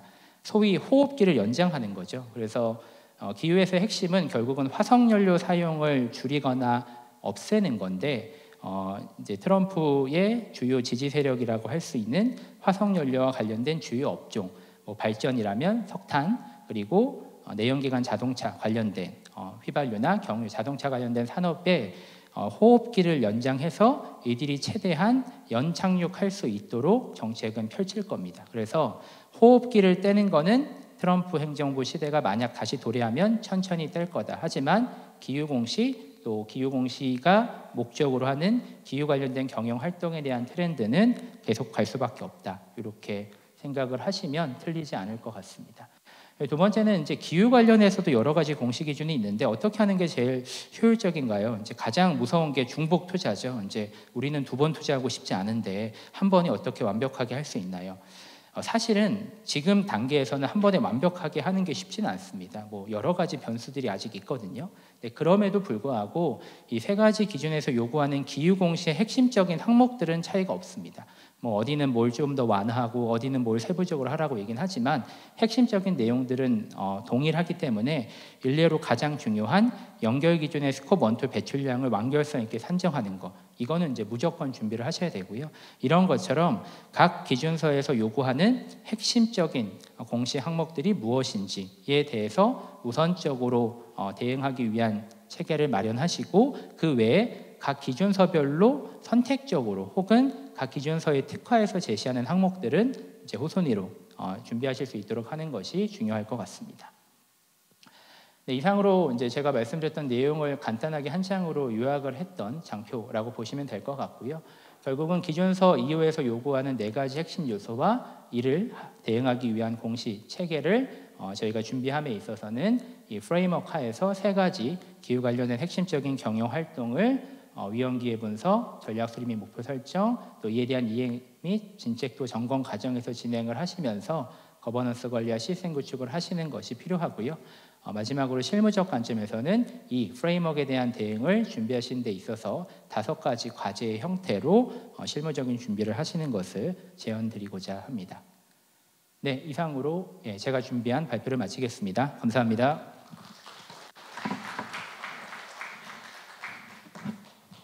네, 감사합니다. 다음 세션을 진행하기에 앞서 잠시 휴식 시간을 가지도록 하겠습니다. 10분 뒤에 다음 세션을 진행하도록 하겠습니다. 아울러 한 번 더 안내를 드리면 입장 시 배포해드린 안내 자료에 있는 멘티멘트를 활용하셔서 그 해당 QR코드를 활용하시면 세미나에 대한 생각, 질문 등을 자유롭게 남기실 수 있습니다. 그럼 저희가 Q&A 시간에 답변 드리도록 하겠습니다. 10분 뒤에 재개하도록 하겠습니다. 네, 그러면 본 세미나의 마지막 발표자를 소개해 드리도록 하겠습니다. 국내 공시 기준의 요구사항에 대응하기 위한 국내 기업들의 구체적인 준비 방안에 대하여 한국 딜로이트 그룹에서 ESG 진단, 전략, 평가 자문, 보고서 등 해당 분야에서 10년 이상 컨설팅 경험 보유한 박태호 파트너께서 발표해 주시겠습니다.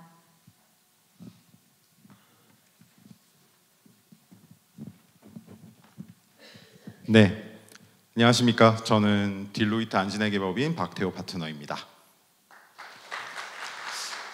네, 제목을 보시면 아시겠지만 무엇을 언제 어떻게입니다.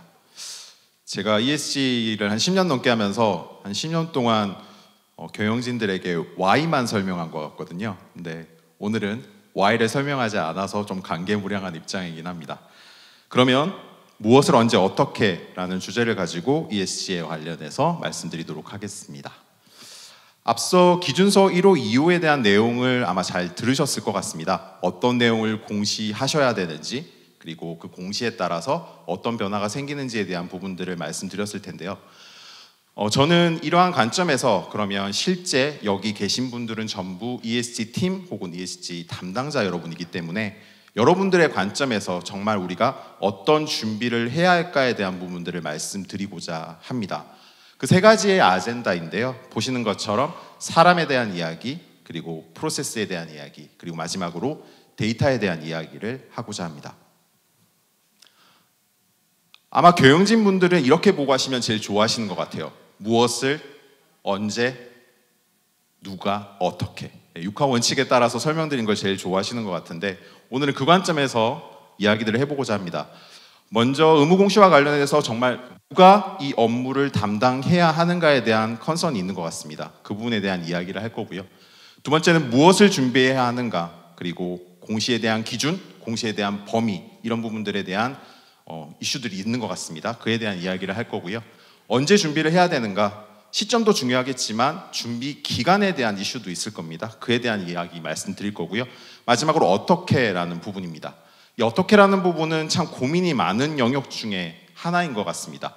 내부 부서의 역할과 책임에 대한 부분들도 있을 거고요. 그 관점에서 어떠한 가이드라인이나 지침을 제공해야 하는지, 그리고 시스템적인 뒷받침은 과연 필요한 것인지, 그리고 마지막으로 내부 통제적인 측면에서는 어떤 것들이 추가되어야 하는지에 대한 고민들이 많으실 것 같습니다. 그에 대한 이야기들을 하고자 합니다. 그래서 저는 앞서 설명드린 대로 이 세 가지 관점에서 요약을 해서 한번 말씀드리면, 먼저 피플 앤 거버넌스 측면에서는 의무공시의 최고 책임자의 관점이 중요할 것 같습니다. 그에 대한 이야기를 말씀드리고요.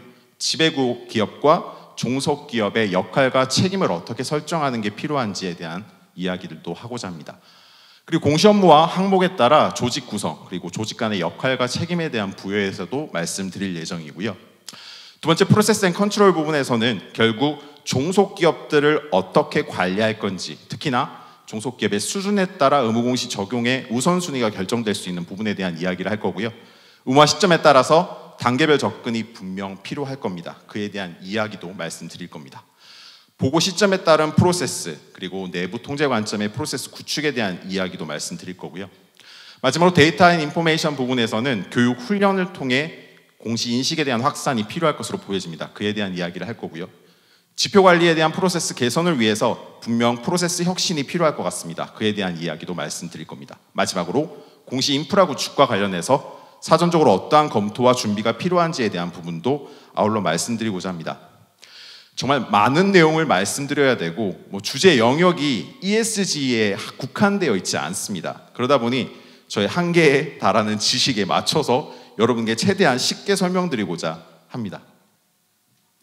먼저 첫 번째, People and Governance 부분에서 최고의사 결정자에 대한 이야기를 하고자 합니다. 지금 현재 ESG는 CAO나 CSO가 총괄하고 계신 경우가 대부분이겠죠. 그런데 이게 CFO로 넘어갈 가능성이 굉장히 높습니다. 이미 특정 기업은 CFO로 의사결정권이 넘어가셔서 고생을 하고 계신 분들도 있으실 겁니다. 왜냐하면 보는 관점 자체가 정말 다르신 것 같아요. 특히나 CFO 입장에서는 보고서의 내용에 대한 확인과 책임에 대한 부분이 크다 보니까 결국 연결 기준으로 과연 가능한 것인가, 지속 가능성 정보가. 그리고 두 번째는 이 정보가 정말 정확하고 신뢰할 수 있는 것인가에 대한 컨선이 분명히 있으신 것 같고요. 그런데 아쉽게도 ESG를 담당하신 여러분들은 우리의 문제점을 너무나 잘 알고 있습니다. 저희는 대외 요구사항 등을 회사의 관점에서, 회사의 중심에서 커뮤니케이션하는 데 노력을 해왔었고요. 그러다 보니 대외적으로 요구하는 사항에 대한 성과 공개를 지속적으로 하면서 오류가 발생했던 것도 알고 있습니다. 다만 다행스러운 건 오류에 대한 법적 처벌이나 강제적인 조치 사항이 없었기 때문에 관리에 대한 미흡함이 분명히 있었을 겁니다. 향후에 ESG에 대한 정보 관리는 ESG 팀이 담당하시게 될 텐데, 그랬을 때 이 CFO의 컨선, 우려 사항에 대해서 어떤 답변과 어떤 대안을 제시하실지가 제일 큰 아젠다가 아닐까 판단이 되어집니다. 두 번째는 종속기업과 지배기업 간의 역할과 책임에 대한 부분입니다. 그에 앞서서 내부 회계 제도와 관점에서 조직 운영 모델이 있더라고요. 세 가지를 보면, 먼저 지배기업이 전체적으로 다 관리를 하는 형태. 두 번째는 워낙 종속기업이 많다 보면 중간에 거점을 둬서 종속기업을 이렇게 그룹핑해서 관리하는 형태. 그리고 마지막으로 그냥 종속기업 자체가 다 관리하면서 지배기업의 권한을 최소화하는 방식, 이런 것들이 고려될 수 있을 것 같습니다. 이 컨셉에 맞춰서 한번 살펴보겠습니다. 결국 중요한 것은 지배기업과 종속기업의 이 전체적인 하이라키 상에서의 역할, 책임을 명확하게 가져가는 것이 중요할 것으로 보여집니다. 먼저 첫 번째, 지배기업은 공시의 주체입니다. 당연히 지배구조 입장에서 공시를 하셔야 되는 항목들이 있고, 또 종속기업을 통해서 수집하셔야 되는 것들이 있을 수 있겠죠. 다만 종속기업들에 대한 수집사항에 대해서는 명확한 가이드라인을 만들어야 합니다. 그리고 맨 하위에 있는 종속기업으로 가서 보겠습니다. 대다수가 여기에 해당이 되는데요. 예외사항이 발생할 수 있습니다. 그리고 지배기업의 가이드라인에 의거해서 우리가 공시를 할 수 있을 건지에 대한 점검이 필요할 겁니다. 그런데 이 점검 과정에서 정말 불가능하다, 여기는 수준 자체가 안 되겠다라고 판단이 된다면 지원 방안을 마련해야 하겠습니다. 그러다 보면 결국에는 지배기업의 역할이 점점 커질 거고요. 그리고 관리에 대한 포인트들도 많아지겠죠. 그렇게 된다면 중간 종속기업 형태의 거점을 둬서 하위의 종속기업들을 정말 관리 목적으로 두고 하실 수 있는 역할을 부여하는 것도 필요하고요. 또 중간 지배기업, 특히나 공시의 주체가 되실 수도 있는 부분이기 때문에 해당 기업의 역할을 상당 부분 분산하는 형태로도 추진이 가능하시지 않을까 생각됩니다. 다음은 공시에 대한 내용 측면입니다. 업무적인 측면에서 기후 관련된 공시사항들은 앞서 충분히 설명을 드렸을 거고요. 결국 이러한 것들이 갖춰졌다라고 했었을 때 실제 공시를 하는 업무 프로세스들도 있을 겁니다. 보시는 것처럼 연결 기준의 종속회사들의 정보를 수집하고 문제가 있다면 시정 조치하는 단계도 필요할 거고요. 보고서 자체를 기획하고 작성하고 승인 검토하면서 최종 공시하는 역할까지 담당을 하셔야 될 겁니다. 이것을 업무의 기능적인 형태로 유용화를 시켜보면 프로젝트성 업무나 연관 업무 베이스로 대다수의 업무들이 편성이 될 것으로 보여집니다. 다만 이러한 업무의 형태는 이미 지금 지속 가능 경험 보고서를 발간하는 업무와 유사성이 있기 때문에 큰 문제는 없을 것 같습니다. 다만 아래 보시는 상시 업무가 추가될 것으로 보여집니다. 왜냐하면 의무 공시가 되게 되면 공시되는 데이터에 대한 품질, 정확성, 신뢰성에 대한 이슈가 계속해서 발생을 할 거기 때문에 수집되는 데이터에 대해서 점검하고 모니터링해야 되는 프로세스가 반드시 필요할 거고요. 그 과정에서 발생된 리스크, 이슈들이 있다면 이것을 최소화하기 위한 개선 활동들도 계속해서 추진해 나가셔야 할 것으로 보여집니다. 해당 상시 업무에 대한 부분들 때문에 조직에 대한 체계의 변화도 예상이 됩니다. 공시에 대한 항목을 보시게 되면 결국 필수적으로 공시해야 되는 영역과 선택적으로 공시해야 되는 영역으로 나눌 수 있겠습니다. 우선 필수적으로 공시해야 되는 항목을 기준으로 봤었을 때 4대 핵심 사항으로 요약될 수 있는데요. 결국 기후 공시를 하기 위해서 다양한 부서들이 참여를 하게 될 것 같습니다. 그러면 기후 공시 관점에서 거버넌스 측면에는 어떤 부서들이 참여해야 하고 전략적인 측면에는 어떤 부서가 참여해야 하는지, 그리고 결국 공시해야 되는 각종 데이터에 대해서는 우리가 현재 어떤 업무 프로세스를 통해 저걸 공시할 수 있을지, 혹은 우리의 업무 프로세스가 과연 공시가 가능한 것인지에 대한 검토가 필요할 것으로 보여지고요. 그에 따라서 개선 활동이 이어져야 할 것으로 판단되어집니다. 다음은 사례를 한번 살펴보도록 하겠습니다. 지금 현재 글로벌 시총 1위 기업이 마이크로소프트인 건 아시죠? 그래서 마이크로소프트는 과연 이 의무공시를 어떻게 대응하고 있는지에 대한 사례를 통해 여러분에게 조금 더 인사이트를 드리고자 합니다. 보시는 것처럼 CFO에게 보고를 합니다. 그리고 셀라라는 그룹에서 2개의 팀이 업무를 수행하고 있고요. 버추얼 팀이 또 하나의 역할을 하고 있습니다. 여기에 초점을 맞추시면 되는데요. 먼저 CSR 팀이 있습니다. 해당 CSR 팀은 기준과 가이드라인을 만듭니다. 결국 의무 공시사항 등의 트렌드라든지 지침이라든지 이런 것들을 명확하게 종속회사까지 확산할 수 있는 기준과 가이드라인을 수립하는 거고요. 달팀 같은 경우에는 실제로 그 가이드라인에 맞춰서 데이터를 수집하고 분석하고 문제점이 없는지에 대한 부분들의 근거 데이터를 만드는 부분입니다. 그리고 버추얼 조직이 해당 데이터를 검토하고 문제점에 대한 부분들을 보고하고 하는 형태로 조직이 구성되어 있습니다. 그리고 해당 조직은 본사뿐만이 아니라 종속기업에게 확산돼서 추진이 되고 있고요.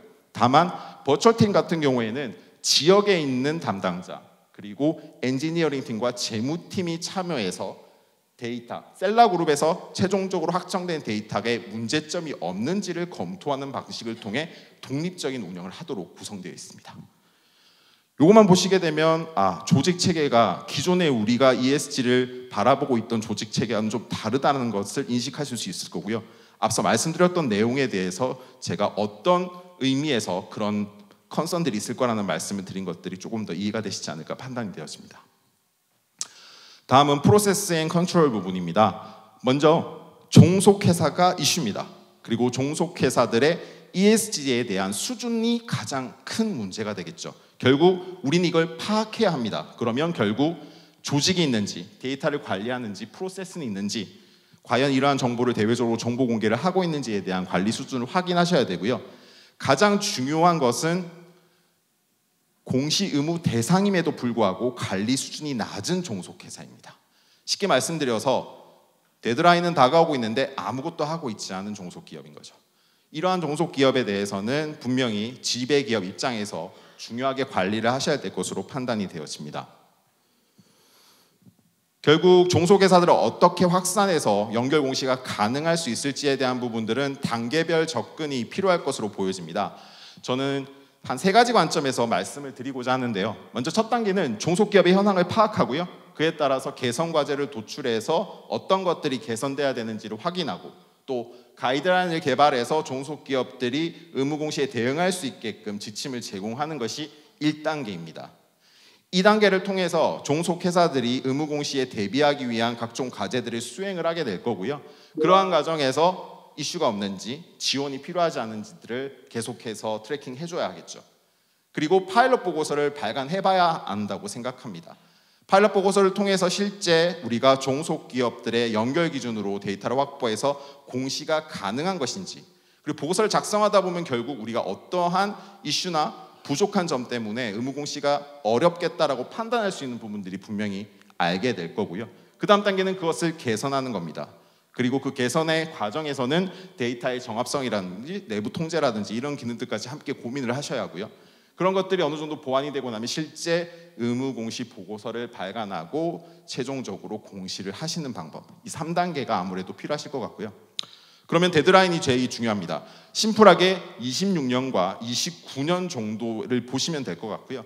다만 KSSB는 그 중간쯤에 놓일 것 같은 생각이 듭니다. 주요 국가들이 26년부터 의무공시가 되는 반면에 일본은 27년입니다. 그러면 저희는 26년 아니면 27년이 될 것으로 판단이 되어집니다. 다만 지금 회계 기준에서 추진하고 있는 내용, 그리고 금융위원회에서 하고 있는 의사결정의 지연, 이런 것들을 봤었을 때 저의 개인적인 생각입니다. 27년 이후가 되지 않을까 판단을 하고 있습니다. 그리고 EU의 공시에 따르면 26년은 EU 소대 대기업, 그리고 비EU 지배기업도 29년이 대상이 된다는 점, 그리고 미국은 우선은 상장사 대상이긴 합니다만 특별한 주, 캘리포니아 주 같은 경우에는 비상장 기업도 대상이 될 수 있습니다. 다만 규모에 따라 차등 적용된다는 점으로 인식해 주시면 되실 것 같습니다. 이미 지속가능개혁 보고서를 통해서 내부에 어느 정도 체계를 갖추고 있습니다. 의사결정 체계, 그리고 실무진을 구성하고 있고, 그리고 이 실무협의체를 통해서 지속가능개혁 보고서를 발간하고 계신데요. 프로세스 관점에서 보게 된다면 내재화가 일부 진행된 기업들도 있고요. 어려움을 겪으신 부분들도 있습니다. 대략적으로 살펴보면 중대시로 도출하는 중대성 평가 과정과 보고서를 기획하는 과정은 아무래도 다양한 외부의 요구사항 등을 충족하기 위한 고민이 필요한 영역이다 보니 내재화의 상당 부분 어려운 점을 겪고 계신 것 같고요. 다만 보고서를 작성하거나 검증하는 단계에 있어서는 프로세스 내재화가 상당 부분 진행이 되고 있는 것 같습니다. 그리고 지속 가능형 보고서의 디자인은 의무공시에서는 중요하지 않은 프로세스라 폐지하도록 하겠습니다. 시점에 대한 부분을 말씀드리고자 합니다. 지속 가능형 보고서는 연말부터 일찍 시작하시는 기업들도 일부 있습니다만 대다수가 연초에 시작하셔서 상반기 내에 끝내시고요. 보고서 기획 단계, 작성 단계, 검증 단계, 디자인 단계를 거쳐서 추진이 되는 것 다들 알고 계실 겁니다. 의무공시와 관련된 보고서도 기획하고 작성하고 보완해서 검토 승인을 받겠죠. 디자인 프로세스는 빠질 겁니다. 검증 과정도 추가가 될 예정입니다. 다만 중요한 것은 앞서 설명드렸던 대로 공시를 해야 되는 공시사항 등을 종속기업에게 요청하고 이걸 받아서 전체적으로 정리하고 보고서를 만들어야 하는데 과연 공시사항을 요청했었을 때 제대로 데이터가 올 수 있는지 그리고 그 데이터는 정확한지 신뢰할 수 있는지에 대한 부분이 가장 큰 문제가 될 것 같고요. 그러면 저 단계가 단 일회성만의 보고서 발간으로 모든 게 커버될 수 있느냐라고 질문하신다면 저는 불가능하지 않을까 판단되어집니다. 그래서 아까 말씀드렸던 대로 파일럿이 필요하고 본 보고서는 그 1년 이후에 작업하시는 게 맞지 않을까라고 판단되어지고요. 또 하나 내부 통제에 대한 부분들도 중요할 것 같습니다. 결국 명확하게 데이터를 확보하기 위해서는 데이터 관리 기준을 설정하셔야 합니다. 그 데이터 관리 기준에 의거해서 로 데이터를 확보하셔야 하고요. 이 로 데이터를 산정하는 과정 그리고 그 산정 과정 이후에 검증 과정 이 모든 단계에서 모니터링이 필요합니다. 그런데 우려가 되는 부분이 있습니다. 과연 이러한 내부 통제를 고려하고 데이터에 대한 정합성을 충분히 확보하면서 우리가 지금 현재 프로세스로 가능할 건가? 그래서 아마 IT에 대한 고민을 하고 계신 것 같고요.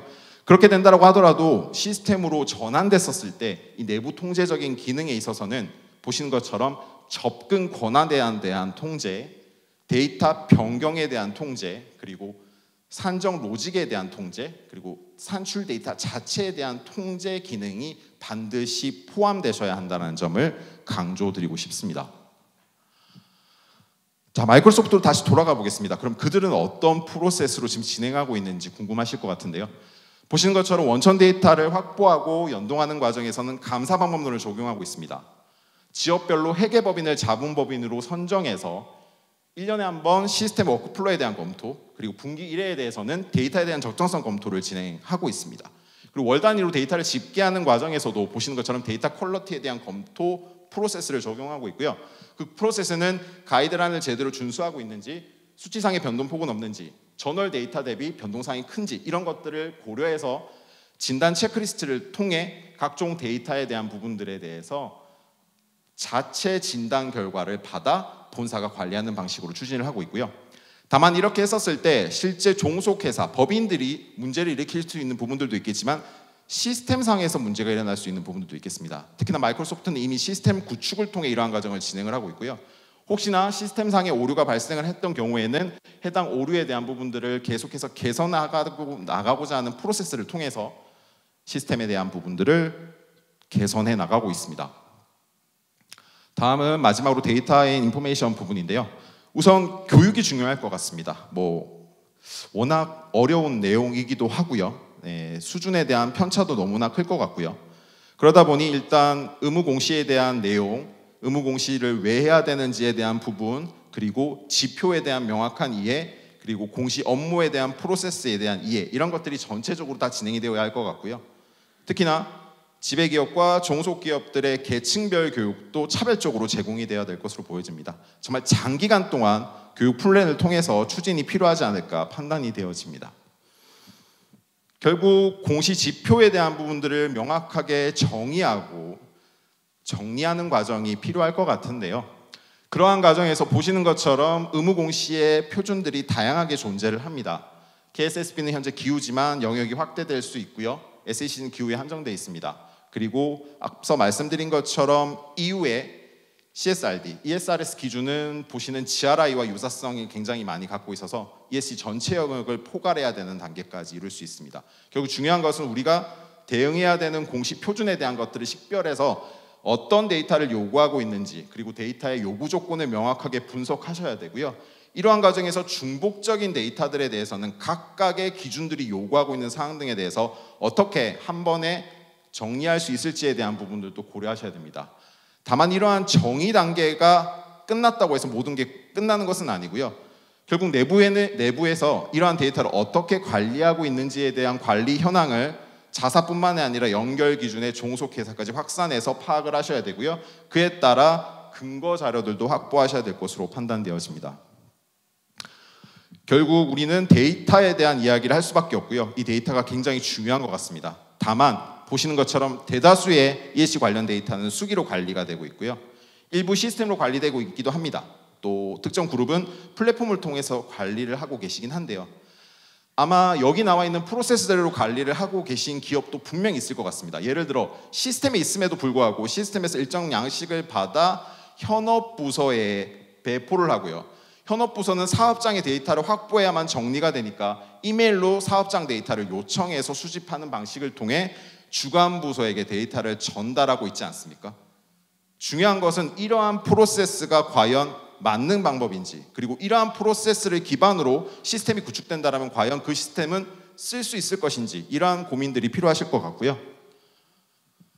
결국 시스템을 구축할 때는 여러 가지 검토 사항 등이 중요할 것 같습니다. 먼저 비용이나 보안적인 측면에 따라서 온프레미스로 할지 클라우드로 할지, 특정 그룹은 내부 클라우드를 통해서 구축하시는 것들 선호하실 것 같습니다. 다만 해외 종속 회사까지 이걸 확산할 수 있는지에 대한 검토 필요할 것 같고요.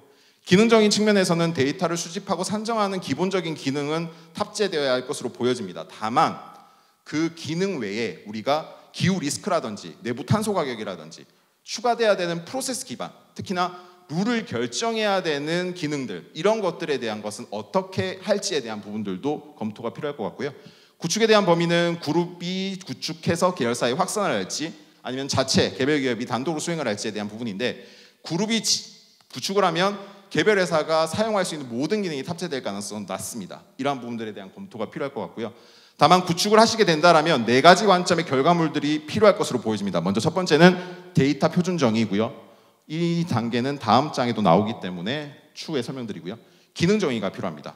우리가 어떤 기능들을 통해 시스템을 구현할지, 단순한 조회 기능이나 이런 것들도 있겠지만 말씀드렸던 기후와 관련된 측면의 각종 리스크라든지 이런 것들은 어떻게 우리가 프로세스 기능화를 할지에 대한 고민을 하셔야 되고요. 데이터 흐름도 굉장히 중요합니다. 원천 데이터부터 최종 공시되는 단계까지의 데이터 흐름이 어떻게 되고 어떤 계산식을 통해 저장이 되고 하는 방식의 흐름도를 통해서 어떤 부분에서 내부 통제 기능이 발생해야 되는지에 대한 검토도 필요할 것으로 보여지고요. 화면 설계 당연히 중요할 것으로 보여집니다. 결국 데이터 표준 정의에 대해서 이야기하지 않을 수 없겠습니다. 지표에 대한 정의, 지표에 대한 내용, 그리고 지표에 대한 산출 방식에 대한 정의가 반드시 필요한데요. 해당 내용은 공개 자료를 통해서 확보할 수 있습니다. 다만 앞서 설명드린 것처럼 우리가 지표를 어떻게 관리하고 있는지에 대한 현황에 대한 분석이 진행되어야 하고요. 이 현황 분석을 근거 자료를 기반으로 파악하셔야 합니다. 이렇게 하셔야만 결국 우리가 원천 데이터를 어디에서 갖고 올 수 있는지를 명확하게 알 수 있을 거고요. 그렇게 된다면 우리가 시스템을 구축했었을 때 레거시 시스템에서 어떠한 데이터를 끌고 와서 데이터를 생성할지, 정말 우리가 키인해서 입력해야 되는 어느 정도가 되는지를 판단하실 수 있을 것 같고요. 기능에 대한 부분이라든지 조회에 대한 기능들도 고민이 필요하겠지만 저는 이 인풋 요소 측면에서 굉장히 중요한 검토가 필요하지 않을까 판단이 되어집니다. 마이크로소프트를 다시 넘어가서 보면 클라우드 기반이 구축되어 있습니다. 특히나 소프트웨어 회사다 보니까 자신의 회사를 마치 테스트베드처럼 활용을 해서 솔루션을 개발하고 이 솔루션을 외부 판매할 목적으로 지금 추진하고 있는 것 같습니다. 결국 클라우드 기반으로 모듈화를 시켰고요. 데이터에 대한 추출, 가공에 대한 모듈을 하고 있습니다. 다만 보시는 것처럼 공시 요구사항에 대한 별도 시스템을 구축해서 변경되는 지침이나 요구사항들을 즉각적으로 반영할 수 있게끔 레거시 시스템 구축하고 있고요. 실질적으로 원천 데이터나 SAP를 비롯한 각종 시스템에서 끌고 오는 방식을 통해 구현이 되고 있는 상황입니다. 다만 일부 기후 공시와 관련해서 내부 탄소나 재무 영향 측정에 대한 기능은 아직 포함되어 있지 않은 단점은 있습니다. 이제 제 역할을 해야 될 것 같습니다. 저는 딜로이트 소속이니까 딜로이트 솔루션도 소개를 해야겠죠. 네, 저희가 지금 개발해서 곧 발표할 예정인 솔루션은 보시는 바와 같이 지표 라이브러리를 통해서 종속 회사들이 지표 대응에 대한 차별적 요소를 반영할 수 있게끔 기능화를 시킨 상황입니다. 그래서 이런 부분에 있어서 좀 더 차별성을 제공하고자 하고요. AR을 활용한 솔루션도 있습니다. 각종 외부의 공시 보고서들, 뭐 지속가능형 보고서부터 다양하게 있을 수 있고요. 각종 표준이 있을 수 있습니다. 이런 것들을 AI가 분석을 해서 우리의 보고서가 과연 이 표준에 얼마만큼 충족하고 있는지에 대한 부분을 AI가 평가할 수 있게끔 하는 솔루션도 있습니다. 기후와 관련해서는 각종 그린 기술에 대한 궁금증도 많으실 겁니다. 특히나 시장에 대한 분석, 기술에 대한 분석 이런 니즈가 있으실 건데요. 그린스페이스텍에서는 전문가 그룹을 통해서 그러한 니즈들을 명확하게 제시할 수 있게끔 서비스를 제공하고 있습니다. 네, 이제 거의 마무리 단계인 것 같습니다. 보시는 것처럼 두 가지 질문도 저도 준비를 했는데요. 다양한 표준들이 있는데 이러한 부분의 도리 시점이 다릅니다. 그러면 어떻게 효과적으로 대응할 수 있을까요? 일단 앞에서 말씀드린 것처럼 데이터에 대한 정의부터 시작하시게 되게 중요하지 않을까 판단되어집니다. 데이터를 정의하시면서 우리가 이 데이터를 어떻게 관리하고 있는지를 알게 되시면 우리의 프로세스에 대한 문제점도 아울러 같이 아시게 될 거고요. 그에 대한 준비가 필요할 것으로 보여집니다. 어느 정도 준비가 필요하냐에 대한 질문은 앞서 니콜라 파트너께서 over 2years라고 말씀하셨습니다. 네, 2년 정도 준비 기간이 필요할 것으로 보여지고요. 3단계 스텝을 밟아나가시는 것도 한 2년 걸릴 것 같습니다. 그러면 지금부터 준비하셔야 27년에 가능하시지 않을까 판단이 되어집니다. 마지막입니다. 지속가능형 보고서가 나온 지 20년 넘은 건 알고 계시죠? 국내 기준입니다. 네. 근데 20년 동안 제가 말씀드린 이 세 가지 요소로 지속가능형 보고서가 아웃풋으로 도출되고 있습니다. 사람이 없는 것도 아니고요. 조직이 없지도 않습니다. 그리고 데이터가 없지도 않아요. 그리고 보고서를 발간하는 프로세스도 어느 정도 갖추고 계신 상황입니다. 그런데 지속가능형 보고서 컨설팅을 받고 계신 상황이고요. 내재화한 기업들 손들어 보라고 하시면 과반이 안 되실 겁니다. 그러면 이 프로세스, 이 체계로 과연 공시 보고서가 가능할지 어떻게 쓸 수는 있겠습니다. 그런데 그 쓴 보고서를 과연 공시하실 수 있을지 이에 대한 질문을 드리면서 제 발표를 마치도록 하겠습니다. 감사합니다.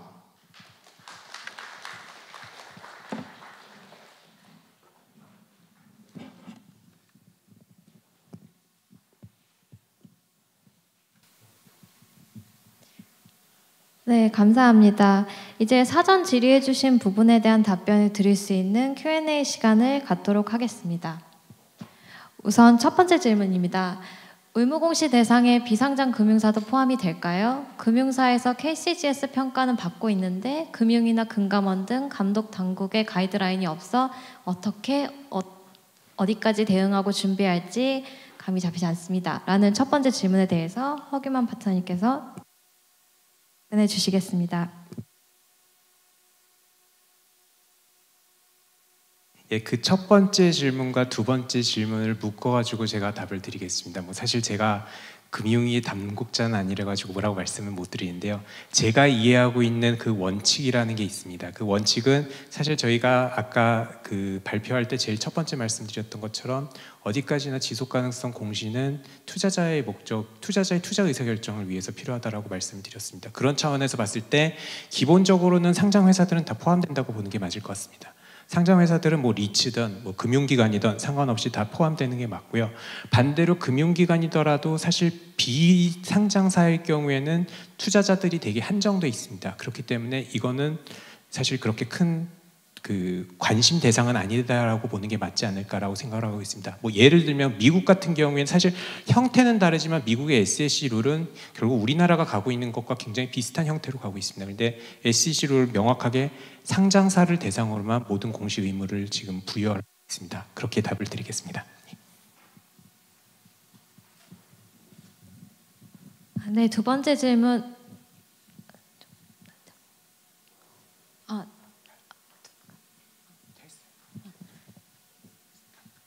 네. 다음 질문은 내부 탄소 가격을 설정하는 방법에 대해서 질의 주셨습니다. 대출권 거래제의 탄소 가격과 동일하게 해도 되는지에 대한 질문과 그리고 당장 기후 관련 위기를 창출하는 비즈니스 전략을 세운다는 것이 실감이 나지 않는데 IT 쪽 기후위기 기회 창출을 위해 고려할 포인트나 어떤 선례가 있을지에 대한 부분을 이옥수 파트너님께서 답변해 주시겠습니다.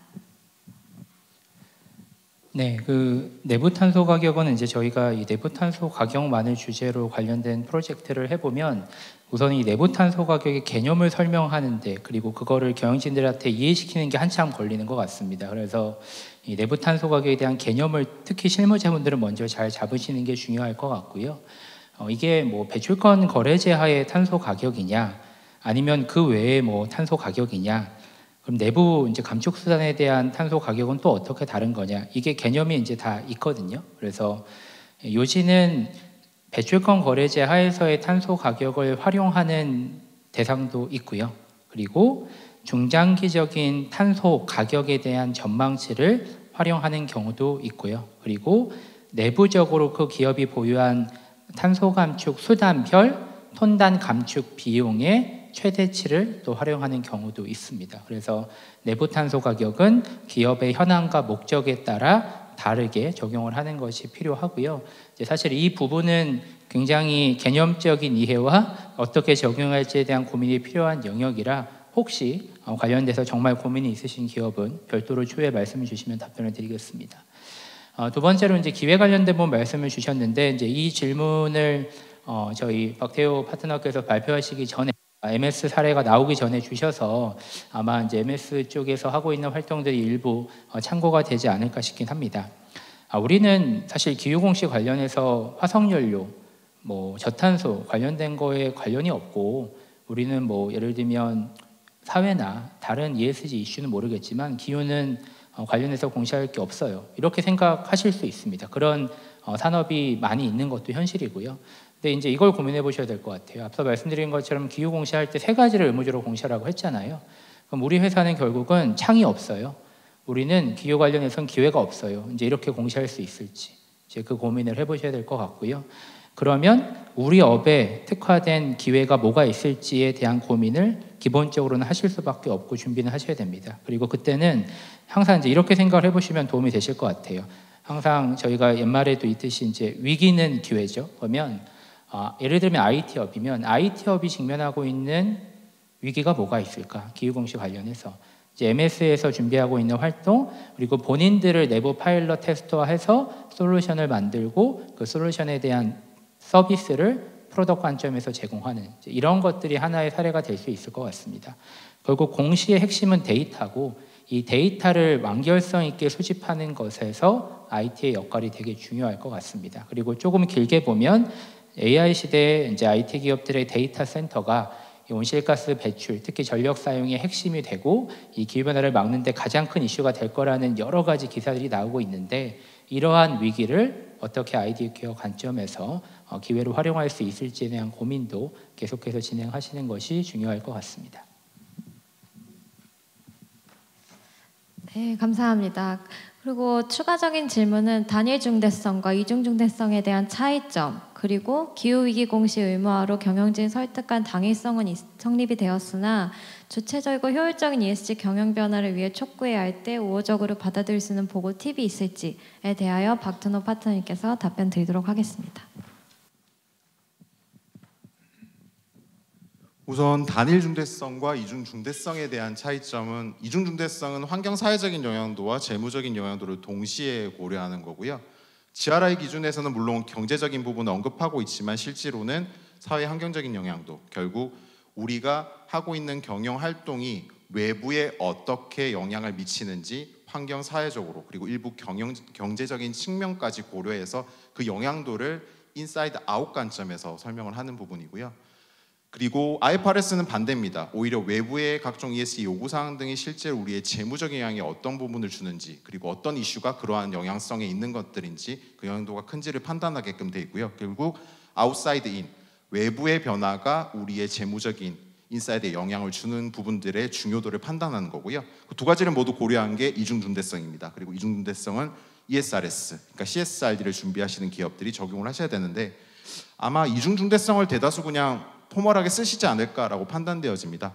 이제 더 이상 단일 중대성으로는 설명하기가 어렵기 때문에 그런 측면이 고려가 돼야 되고요. 만약에 어떤 기업이 우리는 2개를 다 할 거예요 라고 하시면 그 2개를 왜 해야 되는지에 대한 설명도 하실 거라서 좀 어려운 점이 있을 것 같고요. 두 번째는 경영진에 대한 설득 부분인데요. 최근에 이제 CFO님들을 만나서 ESG와 관련된 설명을 드리면 제가 좀 어려운 점을 많이 겪습니다. 저는 이제 재무 관점의 전문가는 아니다 보니까 ESG 관점에서만 이야기를 하다 보니 그런데요. 결국에는 이제 그분들이 느끼셨을 때는 이걸 왜 해야 되는지 보다는 안 했을 때 무슨 문제가 있고 어떻게 하면 할 수 있는지 그리고 돈은 얼마가 드는지 이게 궁금하신 것 같습니다. 그러면 일단 돈에 대한 부분들은 내부적으로 계속해서 설득을 하셔야 되는 단계인데 참 어려운 점이 CFO는 돈을 아끼는 의사결정자잖아요. 근데 ESG는 돈이 들어가요. 근데 이걸 동시에 의사결정을 하시는 자리에 있으시니까 얼마나 힘드시겠습니까? 그 부분을 10분 이해하시고 잘 설득을 하셨으면 좋겠고요. 두 번째는 왜 안 하면 어떤 일이 벌어지는지에 대한 부분을 설명해야 하는데 지금 ESRS 기준으로 EU는 각 국가별로 국내법으로 전환을 하고 있는 건 알고 계실 겁니다. 이미 프랑스나 뭐 체코, 헝가리 뭐 이런 국가들이 이미 국내법으로 전환을 했는데요. 여기 페널티 사항 등을 보시면 각 국가별로 차이가 있긴 합니다만 뭐 매출액의 5% 최대 혹은 뭐 5년 징역형 뭐 이런 식으로 나옵니다. 그러면 이런 것들이 결국 CFO에게는 가장 강력한 추진 동력이 되시지 않을까라고 판단이 되어지고요. 정말 논리적인 설명보다는 그러한 부분이 오히려 CFO에게 더 먹히지 않을까라고 판단이 되어집니다. 네, ESG 담당자가 이렇게 설명을 드린다는 게 좀 아이러니하긴 합니다만 네, 그런 답변을 드리도록 하겠습니다. 네, 감사합니다. 그럼 마지막으로 한국 딜로이트 그룹 원 ESG 그룹 서비스 리더이신 조남진 본부장님께서 마무리 말씀을 드리도록 하겠습니다. 네, 안녕하십니까. 네, 딜로이트에서 ESG 서비스를 총괄하고 있는 조남진입니다. 사실 오늘 그 멘티미터를 통해서 조금 좀 질문사항을 받고 그 질문사항들을 저희가 좀 답변을 드리려고 했었는데 시간이 조금 남은 것 같은데 혹시 현장에서 좀 궁금하신 사항이 있으시면 그래도 좀 제가 좀 답변을 좀 몇 가지 드리는 것이 좋지 않을까 싶습니다. 가볍게 말씀해 주시면 표정이 그냥 빨리 끝내라 이런 표정이시거든요. 네, 혹시라도 저희한테 궁금하신 사항 있으시면 언제든지 지금 아마 나눠드렸던 브로셔 상에 저희 담당하고 있는 파트너들의 연락처가 있습니다. 해당되는 연락처로 연락을 주시면 저희가 성실하게 답변을 드리도록 하겠습니다. 일단 우선 이 자리에 참석해 주신 여러분들 진심으로 감사드립니다. 귀하신 시간 내주셔서 저희한테도 큰 영광이었고요. 사실 이번 세미나의 취지는 지금 제목에서 보시는 것 같이 지난 4월 말에 회계기준원에서 이제 공시에 대한 가이드라인을 배포했고 그 가이드라인이 의미하는 바가 무엇인지 함께 이해하고 그리고 우리가 저희를 포함해서 사실 기업들 모두가 함께 어떻게 대응하는 것이 좋은지에 대한 고민을 함께 하고자 하는 그런 자리였습니다.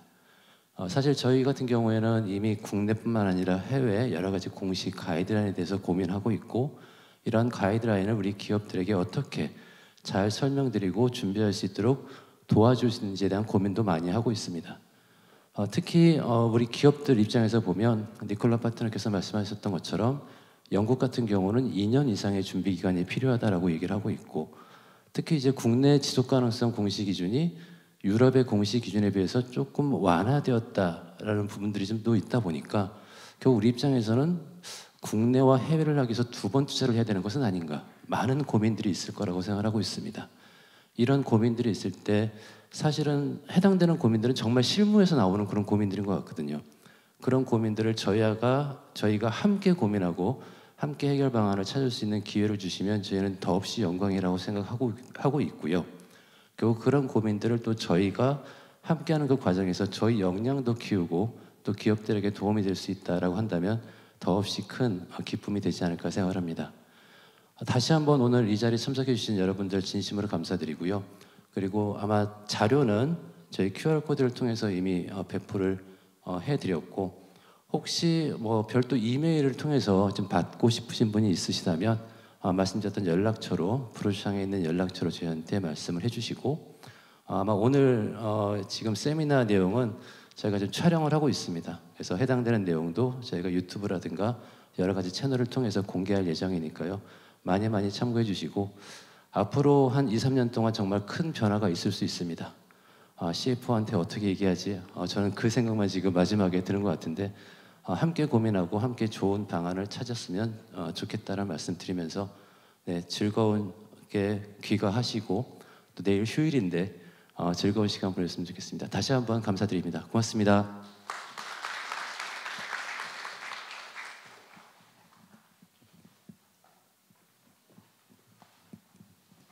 네, 금일 귀한 시간 내시어 참석해주신 기빈분들께 감사의 말씀 드립니다. 현재 화면의 QR코드를 활용하시어 딜로이트 인사이트 앱 다운로드 및 카카오 채널 추가하시면 전 세계의 경제, 산업, 경영 트렌드와 인사이트를 실시간으로 받아보실 수 있습니다. 또 주차권이 필요하신 분들께서는 등록 데스크에서 수령하시면 되겠습니다. 안녕히 돌아가십시오. 감사합니다.